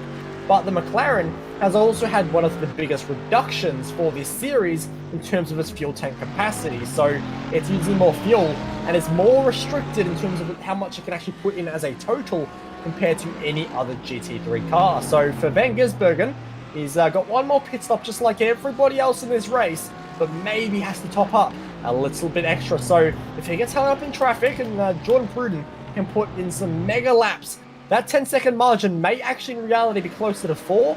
And who knows, we have seen lots of unpredictable things happen in this series after just 2 rounds. Just thinking about what happened to Todd Hazelwood as well. So after his pit stop, he went tumbling all the way down to 40th position. He was in pit lane for 1 minute and 29 seconds, which was considerably longer than anybody else. So he may have taken tyres, but I'm wondering if he also maybe had to repair some damage, or perhaps there was penalty or something there as well, because that was a very lengthy amount of time in the pits for Todd Hazelwood, and that's dropped him well down the order, which is a bit of a shame, because based on strategies and how they were all playing out, it was looking like he was going to be in quite a competitive position, but not anymore, as Shane Van Gisbergen punches out the fastest lap of the race. Once again, 1 minute 47.2, as he continues to stretch the advantage over his rivals, including Jordan Pruden, who was a whole second slower on that last lap. Absolutely, and not only is Shane Van Gisbergen punching out fastest laps, he's also got the effective, the overall race lead back as well. So Jared Hughes, who was leading the race for quite some time, has been passed and already had 1.1 seconds pulled away by Shane Van Gisbergen. So he is flying and is now back to the spot where some could argue he has rightfully claimed in this race so far, even though he hasn't led from the start of the race. But he's definitely earned it now, and he's working very hard to extend that margin as well. As Jordan Pruden is stuck in a little bit of traffic, but is not doing too badly. As we look at Andre Heimgartner, who is in 18th place currently, and has had a lot more of a quiet race than he had at Barcelona. So just thinking about how the rest of this race is going to play out, because you've got a couple of groups of cars that are on different strategies. The cars in positions 1, 6, 7, 12... 13, 14, 15 and so on, they will have to do one more stop, but they can go a lot further into this second stint than the cars in positions 2, 3, 4, 5, 8 and 9, who may also only need one more stop, but it'll be a longer pit stop. So still be a bit of shuffling around. I still reckon that when this all shakes out, in fact, we're starting to see a whole group of cars coming in now. We've got 35 minutes to go. This group of cars that's coming in right now, do you reckon, Bo, that they can get to the end? We've got just under 35 minutes to go. They're going to be right on the margin, aren't they? I pretty confidently say that they could just about make it to the finish, but they can't finish if they go flat out. They need to be fuel saving. There has to definitely be a little bit of conservation going on for them, but even then, that's going to be a little bit tight, obviously, with how high speed and how much time is spent on the loud pedal here at Monza. So it's going to be very, very tricky as we see a great pass going on now between Jeff Connell and Paul Auditore. 2 wheels in the grass, and there is the position cleared. Very high speed into the chicane, though too high speed. Maybe a crossover attempt happening here into the Lesmo section. A fantastic scrap going on between these two as Auditore tries to get up the inside, but Connell sweeps around the outside and will claim that position. So great little fight there, and a very hard fought battle between the two over what is in the end an effective 9th and 8th position. The other thing with those cars that just came in, of course, is that they're going to have to fill up with the full tank of fuel, or at least the maximum amount that they're allowed with the fuel capacity restrictions, whereas the cars that could go further into this stint, they're not necessarily going to have to put as much fuel in to get to the finish, which means they'll be stationary for a shorter amount of time during their final stop. So at the moment, you would have to say that the advantage is definitely with the likes of Van Gisbergen, Pruden, Ransley. Also throw Tyler Collins, Jeremy Clark and Jeff Connell into that mix in terms of cars that are on the optimum strategy. Yeah, I think if you've got the fuel right now to go at least past that 30-minute barrier, you're in a much better position than anybody else. Because if you're pitting before that 30-minute mark, there's just going to be too many question marks in regards to fuel, and you'll be worried about that and the like. So obviously, I think you get past that half an hour mark, which Dalton Ellery will not. He'll come close at 33 minutes remaining in this race, but there's still going to be a long way to go. We're looking at about 18 and a half laps remaining for your race leader. So still a long way to go, especially when we have fuel tank sizes ranging between 58 and 61% maximum usage. But look at this for a little scrap. It includes Fraser Ross and one of the Mercedes very slow in the corner. So there may be a lap down car, but plenty of battles happening through the midfield at the moment. And that's great to see, but the strategy is the real question mark here, like we keep talking about. And we're about to get to crunch time, because once, like I mentioned before, we get past that half an hour mark, all our questions in regards to who can make it and who can't, well, it's going to be a pretty confident you can make it if you pass the half an hour. So riding on board with Fraser Ross at the moment, and he's in the Boost Mobile McLaren.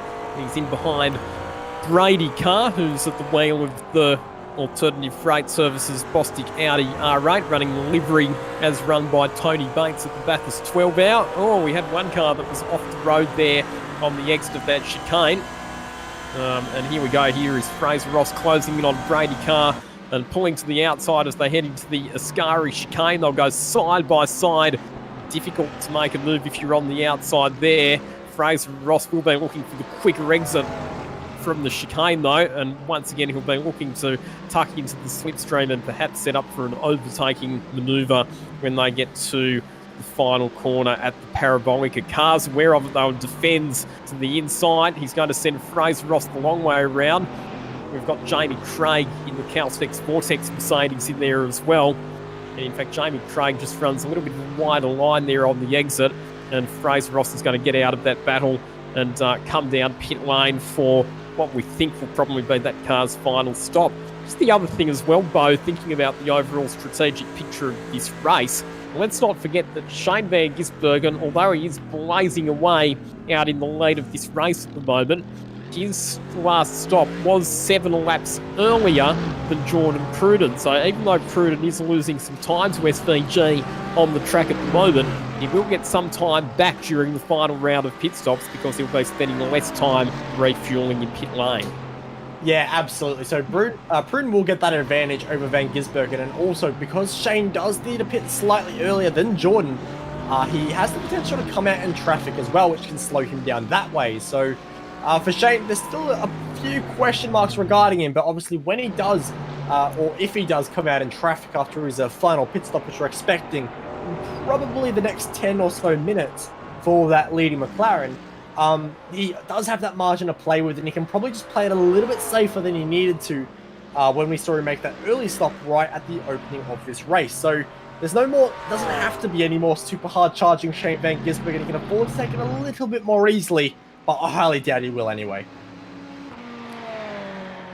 So here's the margin. It's now almost 15 seconds between first and second position. Shane Van Gisbergen continuing to punch out with metronomic precision. These scorchingly fast lap times as Jaden Ransley decides that it's time to come down pit lane for his final pit stop. In comes the number 53 Mercedes. So that's an interesting one because he only spent 7 laps on the track during his last stint, so coming in quite early compared to some of his rivals for the final pit stop. One of the other things as well, Bo, is if there was to be one more safety car, you want to have all of your pit stops out of the way, don't you? Absolutely. If you get caught out with the safety car getting deployed and you've still got one pit stop to go, you're going to be in a world of trouble. Even if you pit under the safety car, you're going to lose so much track position and overall position in the race, even once the safety car is gone and it's green flag conditions again. So these drivers, they're playing a little bit of a risk. Obviously, it is now safe to take your final pit stop and fairly comfortably make it to the end of the race. So for some of these drivers, they may want to play it safe, and who knows, maybe that will play dividends if a safety car comes out, or if there is no safety car, maybe they're hurting themselves because they'll be running on a higher fuel load for longer in this race. Of course, the lower the fuel load is, the faster you will go on tracks. There is a bit of a benefit to running as long into the race as you can and burning that fuel down, but get caught out by a safety car and all that pace advantage you have on low fuel goes out the window with a very long pit stop, which at best is going to be around the 50-second mark for a time loss. So you have to be very, very careful in that regard not to get caught out, but that's just one of the beautiful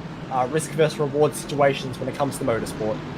I love these endurance races where you've got some strategy involved. It keeps my mental arithmetic sharp. Speaking of sharp, Tyler Collins lining up for a very sharp move down the inside of Jeremy Clark coming out of the final corner there at the Parabolica, but Clark's Ferrari seems to have a bit more straight line speed. Will there still be an overlap when they get to the braking zone? The main straight just keeps going and going and going, and Clark manages to get just far enough ahead that he's able to stay ahead of Collins when they get to the braking zone for the first chicane. I'll tell you what, for someone who was so closely matched to his teammate Jordan Pruden in qualifying, Jeremy Clark in race trim, he hasn't quite had the pace, has he, to be able to run with his Ferrari stablemate? No, sadly not, of course. We did see him get that slow down on one of the restarts, and he lost a whole bunch of track position. And once you lose track position, you lose time behind the other guys trying to pass and just obviously running at a slightly lower lap speed to what your peak is. But he's done all right in the grand scheme of things, all things considered. And at the end of the day, if Jordan Pruden does end up finishing second and Jeremy Clark finishes third, then that's only going to be one position difference between the two. It won't be a major thing. But for Brock Feeney, there is a major thing going on, and it's not a good thing in the slightest. Motum simulation replay up on screen. And how has this one happened? He's been in a big battle pack with one of our SpongeBob Mercedes. He's dived down the inside, late on the brakes into Ascari. A little bit of contact. Rejoin there with Ransley. Big hit into the outside wall. And Brock Feeney and Goddard. Sorry, it wasn't Ransley, it was Goddard. And that is a big hit indeed for both of them. Goddard's actually got away with that relatively okay, but look at the crabbing effect for Brock Feeney there. That car is in a world of pain, and I've got to say, taking no further part in this race. No, been a bit of a miserable night for Brock Feeney, unfortunately, after the high winning the race in the Supercars E-Series last week. Not a great evening for Feeney tonight, and I will forgive you for getting the Zane Goddard car mixed up with Jaden Ransley, because there are a few of those SpongeBob liveried cars, so you can be very well excused for getting it mixed up with one of the other ones. Yeah, definitely. There's a lot of SpongeBob cars out there, but that's never a bad thing. Love a little bit of SpongeBob every now and then, and not exactly a livery we see in the real world too often, but that's the issue for Shane Van Gisbergen with all this lap traffic. You can see that was almost a little bit of a touch there into the back of one of your Mercedes on corner exit out of the second Lesmo, so you have to be careful when you are diving through traffic, and that's almost a bit of incentive for Shane Van Gisbergen to pit and come out away from lap traffic as such, and come out more around drivers who are in the top 10 and just haven't taken their final pit stop yet. So Van Gisbergen is working his way through traffic, but there's always a big risk there when you are passing cars at a slightly slower pace. Gap now at 17.8 seconds over Jordan Pruden in the Ferrari, who was doing a good job to hold pace, but sadly the pace from Van Gisbergen is too high. Last lap around, a new fast lap of the race. He calls it quits though, and he will come into the pits with 25 minutes remaining.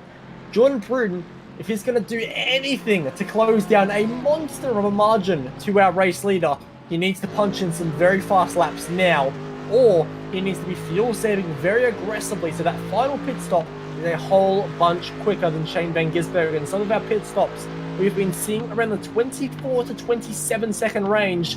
What will it be for Shane Van Gisbergen? Because he did pit so early, and there's still 25 minutes remaining in this race. You'd expect him to have a fairly long pit stop as well. Maybe not 25 seconds, but at least around the 20-second mark. He is still stationary. He's taking tyres. Van Gisbergen is taking tyres on his McLaren. Now, I did say Monza is not a circuit you particularly use tyres, and the Ferrari is a car that is already kind to its tyres as well. So if anyone is talking to Jordan Pruden right now and can give him any kind of strategy advice, I say don't take tyres. You can buy yourself 27 seconds. The gap between the two was 17. With just a few, maybe 20 minutes to go in this race, that would be a 10-second lead for Pruden. And I know how fast Van Gisbergen is, and on new tyres, he'll be phenomenal. But 10 seconds at Monza with just about, let's say 15 to 20 minutes remaining, that's a tough ask even for Van Gisbergen, Lockie. It's an interesting manoeuvre from Shane Van Gisbergen, taking a fresh set of tyres, but maybe if he hadn't changed tyres at one of his previous pit stops, he felt that they were just worn past their best, and that's what he had to do to ensure that he was not in any danger of suffering a tyre failure in the closing stint. So we know that SVG is going to be wicked fast with fresh tyres at his disposal. So he's going to be pushing on very, very hard indeed now with those fresh tyres on the number 97 McLaren. But I think it was a sensible decision to pit when he did there for SVG. Number one, so they can maximise the benefit of those fresh tyres now because he's got plenty of laps left. But number two, because like you said, he was starting to get tangled up with some laps traffic. There's always the danger when you are in amongst lapped cars that one of them could have an incident and you could get taken out as an innocent victim in a collision. So good decision for SVG's pit when he did. No, absolutely, and you see a lot more drivers liking what Shane Van Gisbergen is doing and diving into the pits as well. So Paul Auditore, Jack Boyd and Andre Heimgartner are the three on screen. We're on board with Heimgartner in a flurry of Mercedes and one solo Audi diving into the pits. Looking at Jane Ransley now making their way through Ascari and in a big battle as well. Jane Ransley, I don't think I've ever seen him on track by himself. He's always involved in a battle, always having a scrap, and that is great to see. But for him, I'm sure a little bit tiring, always being around other cars and trying to gain position. But at the moment, looks to the right, no position or overlap to make any kind of move on the Audi in front of Ethan Arps, who is in 16th place at the moment, but obviously with all the positions chopping and changing, the timing screen showing him as 14th, with lots of people changing with the pit stop cycle. But Jane Ransley in the Mercedes with a lot more grunt than the V10 Audi R8 will pull up alongside, with Ethan getting a slight slipstream from the car in front. He'll be latest on the brakes pretty convincingly. Jane Ransley at initial impact on the brakes. They're going to come very close into the chicane, but well defended by Ethan Arps, held the outside line, and also respect to Jane Ransley. Respect to the other car, the Audi, that was going through the first chicane. Left racing room, no contact made, close racing, great pass. However, Nathan Arps will still have to come into the pits for another pit stop, so even though they're battling for position on the track at the moment, they are separated on strategy, so it won't take too much longer before Ethan Arps is into the pits and out of Jaden Ransley's way. Now, critical number here, the margin between Jordan Pruden and Shane Van Gisbergen is 51.2 seconds, so if Jordan Pruden wants to hang on to the lead of this race, he needs to be in and out of the pits, so pit stop transit plus stationary time, it needs to be less than 51 seconds. Yeah, absolutely. But of course, during that transit time, he is still moving, so it's not literally how much seconds he can afford to lose. So it's a little bit more in the favor of Jordan Pruden, I think, when this pit stop phase is done, especially if he is not taking tires. So I think the cards are looking good for Jordan Pruden to come out with the lead. But the issue is, how much of a lead will it be? But we'll see, of course, if Van Gisbergen starts punching out some unbelievable lap times, he may just come out and steal the race lead effectively anyway once Jordan Pruden dives into the pits. But Pruden has responded to the pace a little bit. He wasn't the fastest car last lap around, but it was within 2/10 of his fastest lap of the race. So he is doing his best and are really trying to find a little extra something in his dying 11 laps. And here we go. However, here comes the however bit. Shane Van Gisbergen just punched out of 1 minute 47.0, which was only a tenth of a second slower than his fastest lap of the race of 46.9, and it was 9/10 of a second quicker than Jordan Pruden. So Shane Van Gisbergen's now only 50.5 seconds behind Jordan Pruden, and he is rapidly closing that margin down. The mathematics changing absolutely every lap right now, as the track has actually got a lot cooler than it was at the start of the race. We started in 34 degrees. We're now down to just 24 degrees track temp. So it is getting cooler, which does benefit anybody who does elect to not take tyres in this final stop. Or if you are Shane Van Gisbergen and on brand new tyres, well, just means the lap times are all a little bit more impressively, as that gap now reduces itself to just 50 seconds. And like you say, Lockie, closing so quickly, as Van Gisbergen is using every inch of those brand new tyres on the car. Right now, we go on board with Jaden Ransley, who has Will Brown for company just in front. Will, of course, had a bit of an incident earlier in the race after that first safety car solo incident at the first Lesmo, where he rotated the car and did give the wall a little bit of a touch-up. But Ransley now doing whatever he can to get in the slipstream and make a pass happen. We'll see if he wants to do it into the Parabolica. But the issue is, if you pass the car into the Parabolica, they've got every chance of responding down the front straight and back into turn one. So he's better off fighting his time as he does, as Van Gisbergen punches in a scary number at a 1:46.9. But Jane Ransley, a great exit there on the Ferrari of Will Brown. The issue is, Will Brown also has a slipstream off Eddie Beswick. So the Ferrari, which is already faster in a straight line than the Mercedes, it's a bit of extra help. And Jaden Ransley won't be happy about that. To have a car off at the first chicane, and it's Ben Gomazol again. Can you believe his luck?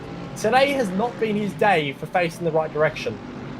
No, hopefully he can rejoin the track a little bit more safely this time and not cause a collision with another car like he did previously. There's a Mercedes there that's going pretty slowly there through Curva Grande as well, and it's Stephen Johnson. Let's hope that these two cars haven't come together again, or have they? The replay will tell the story. I've got a bad feeling about this one. No. Here is Gomazol on the right-hand side. You are kidding.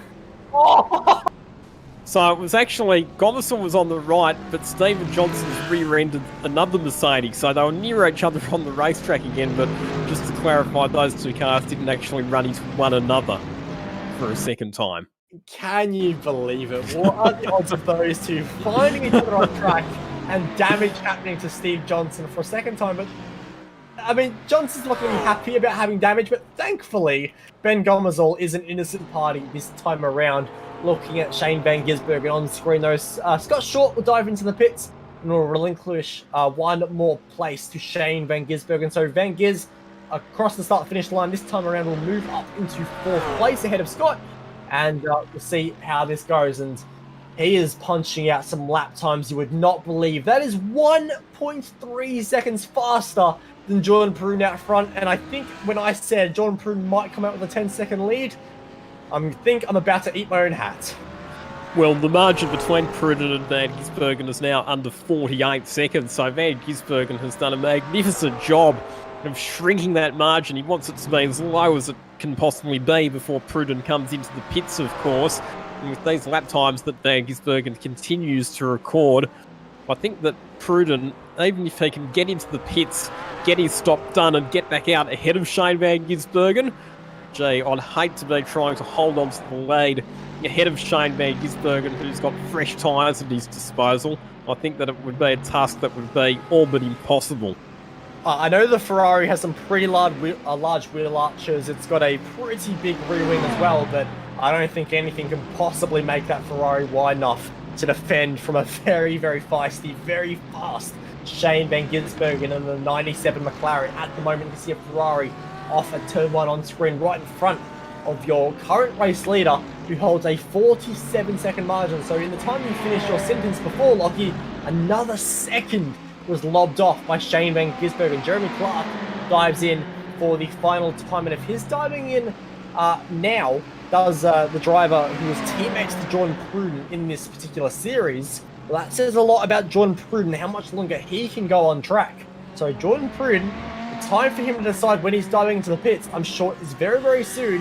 And you'd have to say with just 8 laps remaining in this race, or thereabouts, you won't be taking tyres. But for the motor simulation replay up on screen, Jack Boyd, he may need some tyres because I believe he's gone for a bit of a rotation.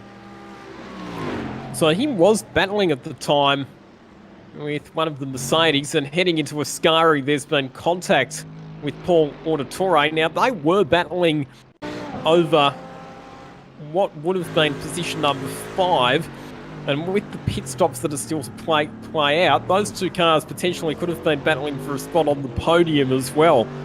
So that was actually a pretty significant moment between a couple of our contenders. There are still 2 cars that need to come down pit lane for their final stops. Jordan Pruden, we know, has to stop. So too does Jeff Connell. They're the cars in 1st and 2nd position at the moment.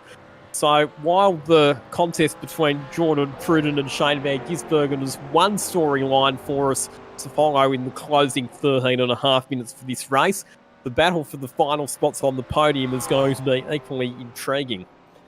Absolutely. It's not just about the guys who finish 1st and 2nd, also the battle between perhaps 3rd, 4th, and all the rest. It's very interesting as well. So we'll see what happened in that particular battle and how that plays out as well. Because sometimes it is the battles that aren't for the win that are sometimes the most exciting and most aggressive as well, as drivers fight for any kind of points they can. And Jack Boyd, when it rains, it pours sometimes, and he was doing such a great job to be the lead Audi in this race. And now out of nowhere, the Audi, which is known for being a very tough on the driver car, I think is going for a little bit of a moment. It gets a wiggle, a big wiggle. There's a bit of a bump there between the two Lesmos, and I think he's found that halfway through a slide, and that just added up into a big moment for Jack Boyd, who is not usually in GT3 machinery. We see him quite regularly in other series in the Australian community, such as V8 Scops.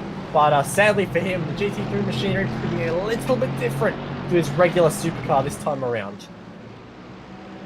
We know that the Audi R8s are very heavily reliant on their corner speed for lap times, and we know that they're also quite twitchy and they don't give their drivers a lot of feedback before they're just about to let go. And unfortunately, Jack Boyd's been caught out there, because we've seen that Will Brown is heading down pit lane for another pit stop. So that's interesting. It means that Will Brown not able to make it to the finish on his current fuel load. He's having to come in for a splash and dash. Yeah, absolutely. So that does say a lot, especially when you consider when he last pitted. So 12 laps in that particular stint for Will Brown. Coming out of the pit lane now, only has 8 to go. So very interesting to see that Will Brown hasn't been able to maintain his fuel load all the way to the end of the race. and he'll now rejoin on the circuit down in 20th place. Still 8 positions gained from where he qualified, but still, it could have been oh so much more as we see a great battle through the first lap. Most sweeping around the outside is the Hatsune Miku Mercedes there. So the other interesting thing is looking at where Jeremy Clark came back out of the pits relative to Shane van Gisbergen, and he's come out 6 seconds behind SVG. So that tells me that if Jordan Pruden's pit stop is a similar amount of time to Jeremy Clark's, then Jordan Pruden should come out in the lead of the race I reckon there'll be about 4 seconds in it if Pruden was to pit now, but SVG is still lapping quite a bit more quickly than Pruden as well. So if Pruden wants to maintain track position, he needs to pit soon. If he leaves it too long, Van Gisbergen will take enough out of that margin that that Van Gisbergen would jump into the lead. I believe the margin between Pruden and Jeremy Clark before Clark dived into the pits was around 11 seconds. So I think at the moment it will be about 4 to 5 seconds, like you say. And the rate Van Gisbergen is catching is still astronomically fast, but it is slowing a little bit. Only 9/10 last lap around. I know I say only 9/10. That is incredible pace. But it was around the 1.4 second margin for quite a while. So Jordan Pruden, whilst he is struggling on old tyres, is able to respond a little bit, and we are looking at just 6 laps to go. So if he does come out with a 4-second lead, let's say Van Gisbergen gets a little bit of traffic, you cannot rule out Jordan Pruden winning this race. He's taking a very wide line through the parabolica. Locking, we're about to get our answers. Well, he was just about to come up on a whole bunch of laps cars, so again, taking the opportunity to come into the pits to avoid being disrupted by too much lap traffic. We believe that there will be 6 laps remaining in the race. Jeff Connell, the other car that still needs to come into the pits for his final pit stop, and he's going to come on in as well. So we'll have a cleansed field in a corrected order once these 2 pit stops are out of the way, and it's shaping up for a blockbuster finish between the Ferrari of Jordan Pruden and the hard-charging McLaren of Shane van Gisbergen. Pruden is out of the pits and rolling. He's about to get to the commitment cones. Where is Shane van Gisbergen? He is exiting the parabolica. But, of course, Pruden has to get up to speed. Van Gisbergen has a lot more speed, but Pruden will definitely lead this race. Pruden will lead as we look at 9 minutes to go, or 6 seconds to go. It is a 46.8 by Shane van Gisbergen. That is remarkable pace. The issue is the gap is about 8 seconds currently on my timing screen, and Van Gisbergen is fast. He is scary fast. But the rate he's been closing, which has been around 9 to 1.1, 9/10 to 1.1 seconds, that doesn't get you to the back of the Ferrari in time. What a finish we are set for. Shane van Gisbergen, can he get any more out of that McLaren? We've seen that he's been doing low 47s and a few high 46s as well. The last time round was a 46.8. His best lap of the race, the 46.7. Jordan Pruden's pit stop was very short. He was only stationary for 11.4 seconds. His total time in pit lane, 36.9 seconds. It's one of the fastest pit stops that we've seen all race long. So Jordan Pruden doing exactly what he needed to do in terms of efficiency of getting in and out of pit lane. Will it be enough to win him the race? We'll know the answer to that question in 8 minutes' time. Absolutely. What can Van Gisbergen do? Of course, new tyres versus old tyres. Let's not forget that. The short pit stop by Jordan Pruden being, of course, only needing to fill up for 6 laps of fuel. That's not much. And of course, he did not elect to take tyres in this one either, saving him a massive 27 seconds compared to Shane van Gisbergen in the McLaren. So Shane is hunting. The gap is, it started the lap at 8 seconds. It's already down into the low 7-second mark, but he needs to do something special. A 46.9, that is very, very fast indeed. But if Pruden, who was doing before he dived into the pits, 48 flats, if he keeps doing them, again, Van Gisbergen needs to find an extra gear. I said before that if Van Gisbergen finds traffic, he'll get slowed down. The same applies to Jordan Pruden, and I can tell you that he does have a little bit of traffic in front of him in the form of Jonathan Bykoff. So if Jordan doesn't catch Jonathan Bykoff in a nice part of the track, he'll get slowed down, it'll hurt his lap time. It brings the advantage back to Shane van Gisbergen to just close and close and close. Gap under 7 seconds. And SVG's got a couple of laps Mercedes that he's going to have to get past as well. In fact, it's the Mercedes and an Audi that are just up the road from SVG. But does it get any better than this for Sunday night entertainment? This is just as good as real life. Shane Van Gisbergen, fresh tyres, light fuel load, hunting for a race victory in an enduro and on maximum attack. My question is, when does Shane Van Gisbergen, who has been so fast, so competitive throughout this entire series, get a boring race? Every single time we have seen in this series, it's a couple of minutes to go in the race, and he is hunting down the leader on new tyres. He is just always in a battle, always in the thick of the action, and he is doing whatever he can. Paul Auditore, who has been so strong all race long, was that engine letting go into downshifts? I saw a bit of smoke there, a little bit odd. We'll see what kind of drive he gets out of the corner. He's just bumped into the wall there and gone into the wall even harder on the right side. That's a little bit odd as well. So he's definitely retired the car now. He's got drive, so I don't think it was an engine letting go, but definitely a little bit odd there for Paul Auditore. And I'm not entirely sure what's happened there, but either way, for what was such a strong performance from him all race long, a disastrous end to his night as we head to just 5 minutes left in this race. And Shane Van Gisbergen, a minute 46.8 for him that time around compared to a 47.9 for Jordan Pruden. So Van Gisbergen, another 1.1 seconds quicker than Pruden that time around. These lapped cars need to get out of the way though, because if they disrupt Van Gisbergen's flow and his momentum, it will compromise Van Gisbergen's run in this race. He's coming up on a couple of cars that are having their own battle that you can see for position. Cannot afford to lose any time behind these cars. You can see that he's flashing the lights. Good job there from the Audi. Darts out of his way. Let's hope the Mercedes has seen him as well. The good news for Jordan Pruden is he's right behind his piece of traffic now in Jonathan Bykoff, but he's actually getting a slipstream more than anything from this, so it's actually benefiting him.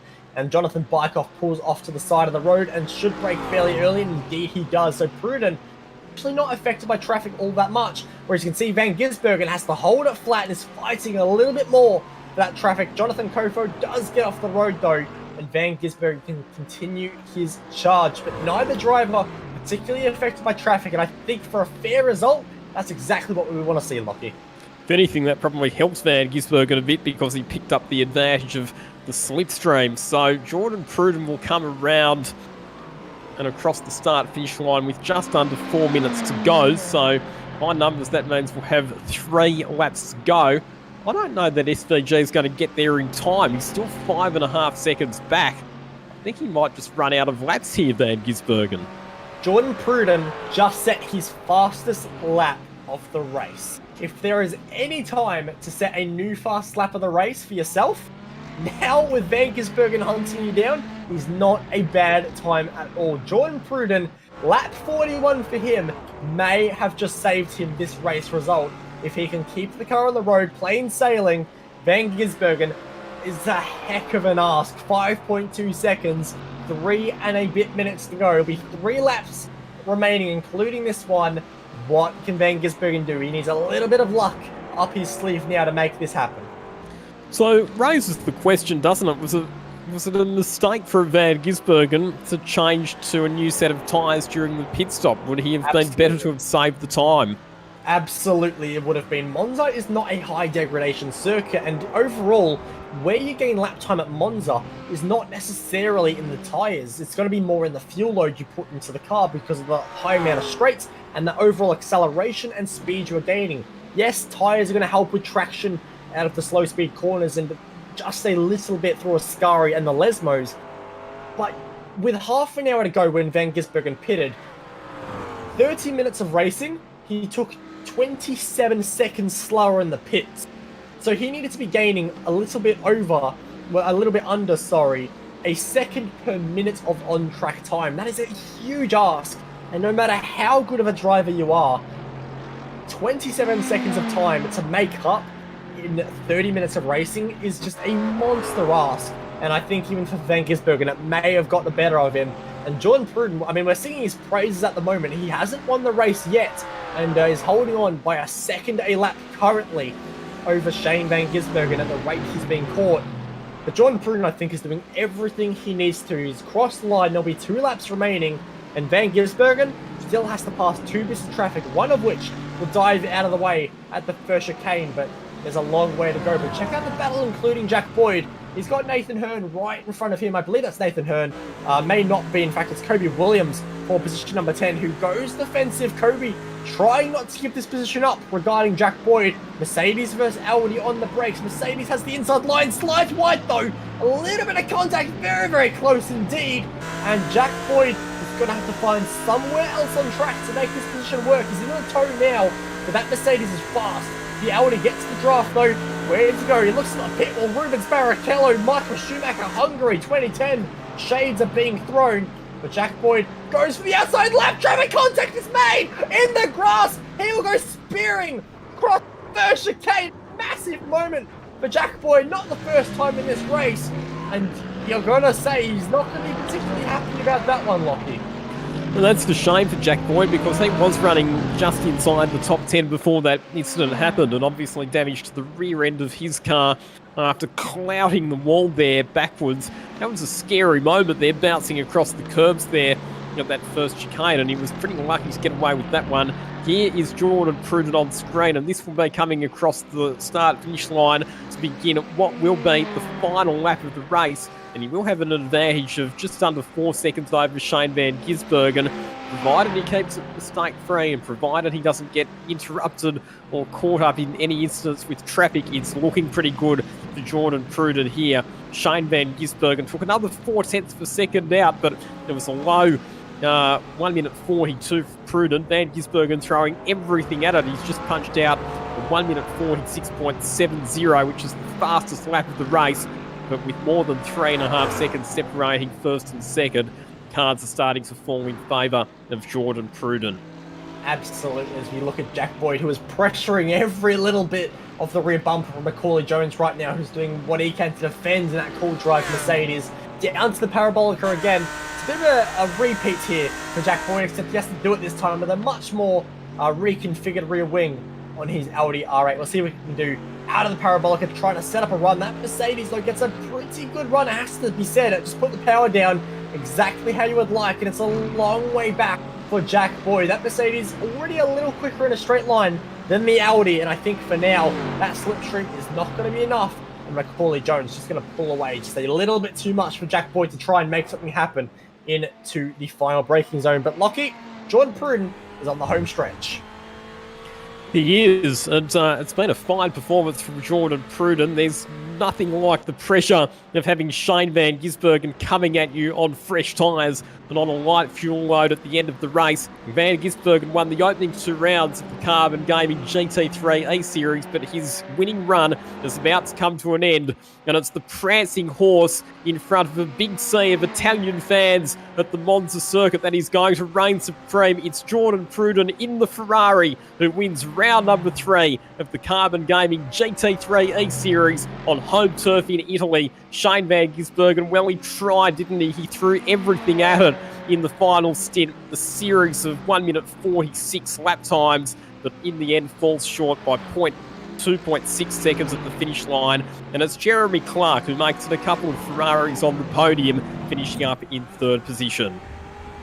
Yeah, some fantastic scraps still going on track at the moment. You can see Will Brown trying to get a few positions extra before this race is over, pressuring all kinds of shades of aggression behind Brady Carr as well. Fraser Ross is out of fuel and actually getting a bit of a bump draft home from one of his fellow compatriots there in the Mercedes. So we'll see what happens there. As Will Brown has actually crashed at a Scari. It's gone horribly wrong on the final lap there, and just like at the first Lesmo, the Ferrari has said enough is enough. It was sliding for so long. He hit that inside, or that final curve on the inside, and it just slid and slid and slid a little bit too long for Will Brown, and he would have tyre wall in his car for the 2nd time in this race. A disaster there. So we're going to have a close finish. It's between a lapped car and another, so not quite a close finish between a few of our guys coming across the line. But there is our winner on screen, Jordan Pruden, and what an effort it was. Fraser Ross, though, sadly not making the checkered flag. He pitted very early for his final pit stop, Fraser Ross, so unfortunately for him, just not quite having the fuel range to get home. And Will Brown, he will be kicking himself. There's nothing worse in a long endurance race than making a mistake that late in the race when you've done all of the hard work to get up to that point. So a frustrating finish for Will Brown, unfortunately. But congratulations to Jordan Pruden. A fine race victory in the Simfinity Ferrari 488 GT3.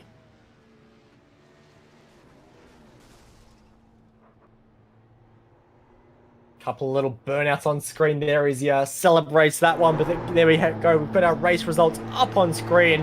And as mentioned, Jordan Pruden takes victory by 2.6 seconds in the end over Shane Van Gisbergen, who threw everything at it, including the kitchen sink, but it wasn't quite enough.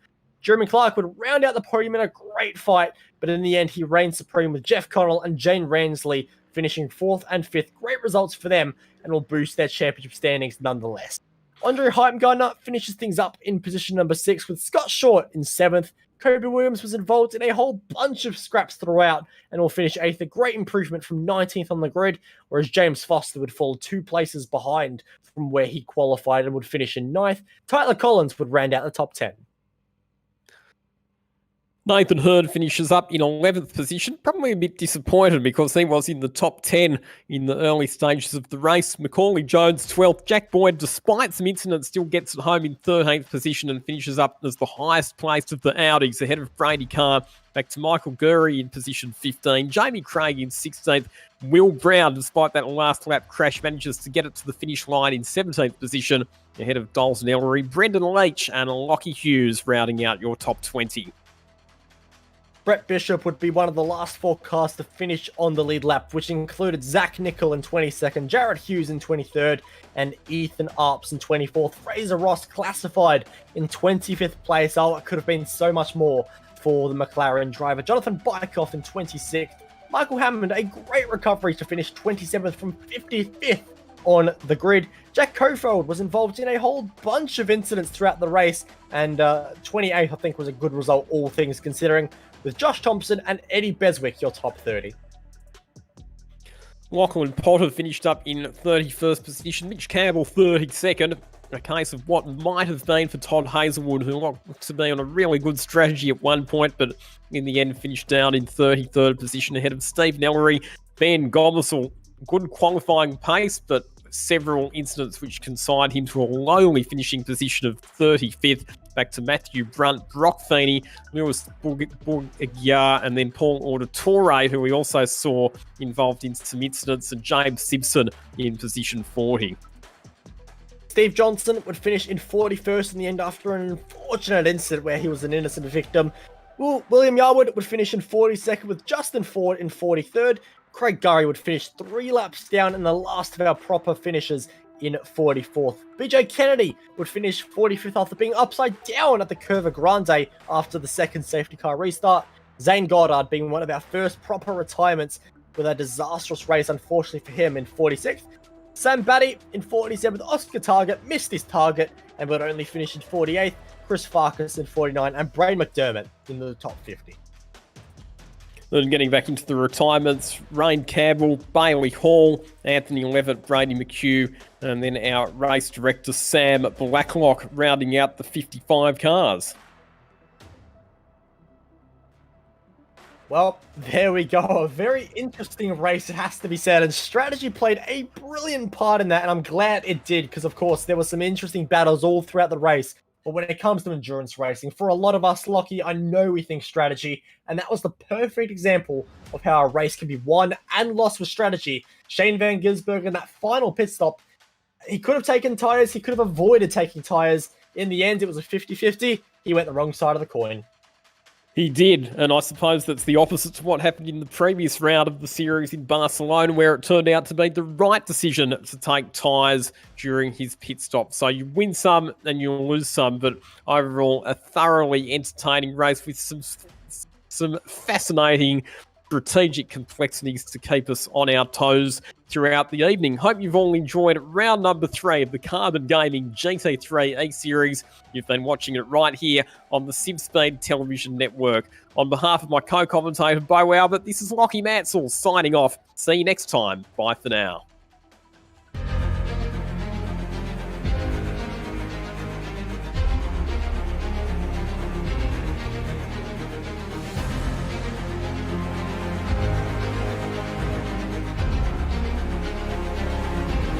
fantastic.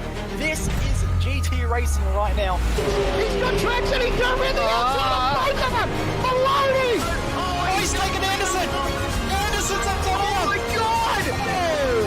Big crash! Oh my goodness, half the field's gonna get rolled! Six very close. These guys are want to make their way through the field very quickly. Oh, here we go. Oh no! That's massive. This is it. This is over. I can't believe this. Oh my god. God, what?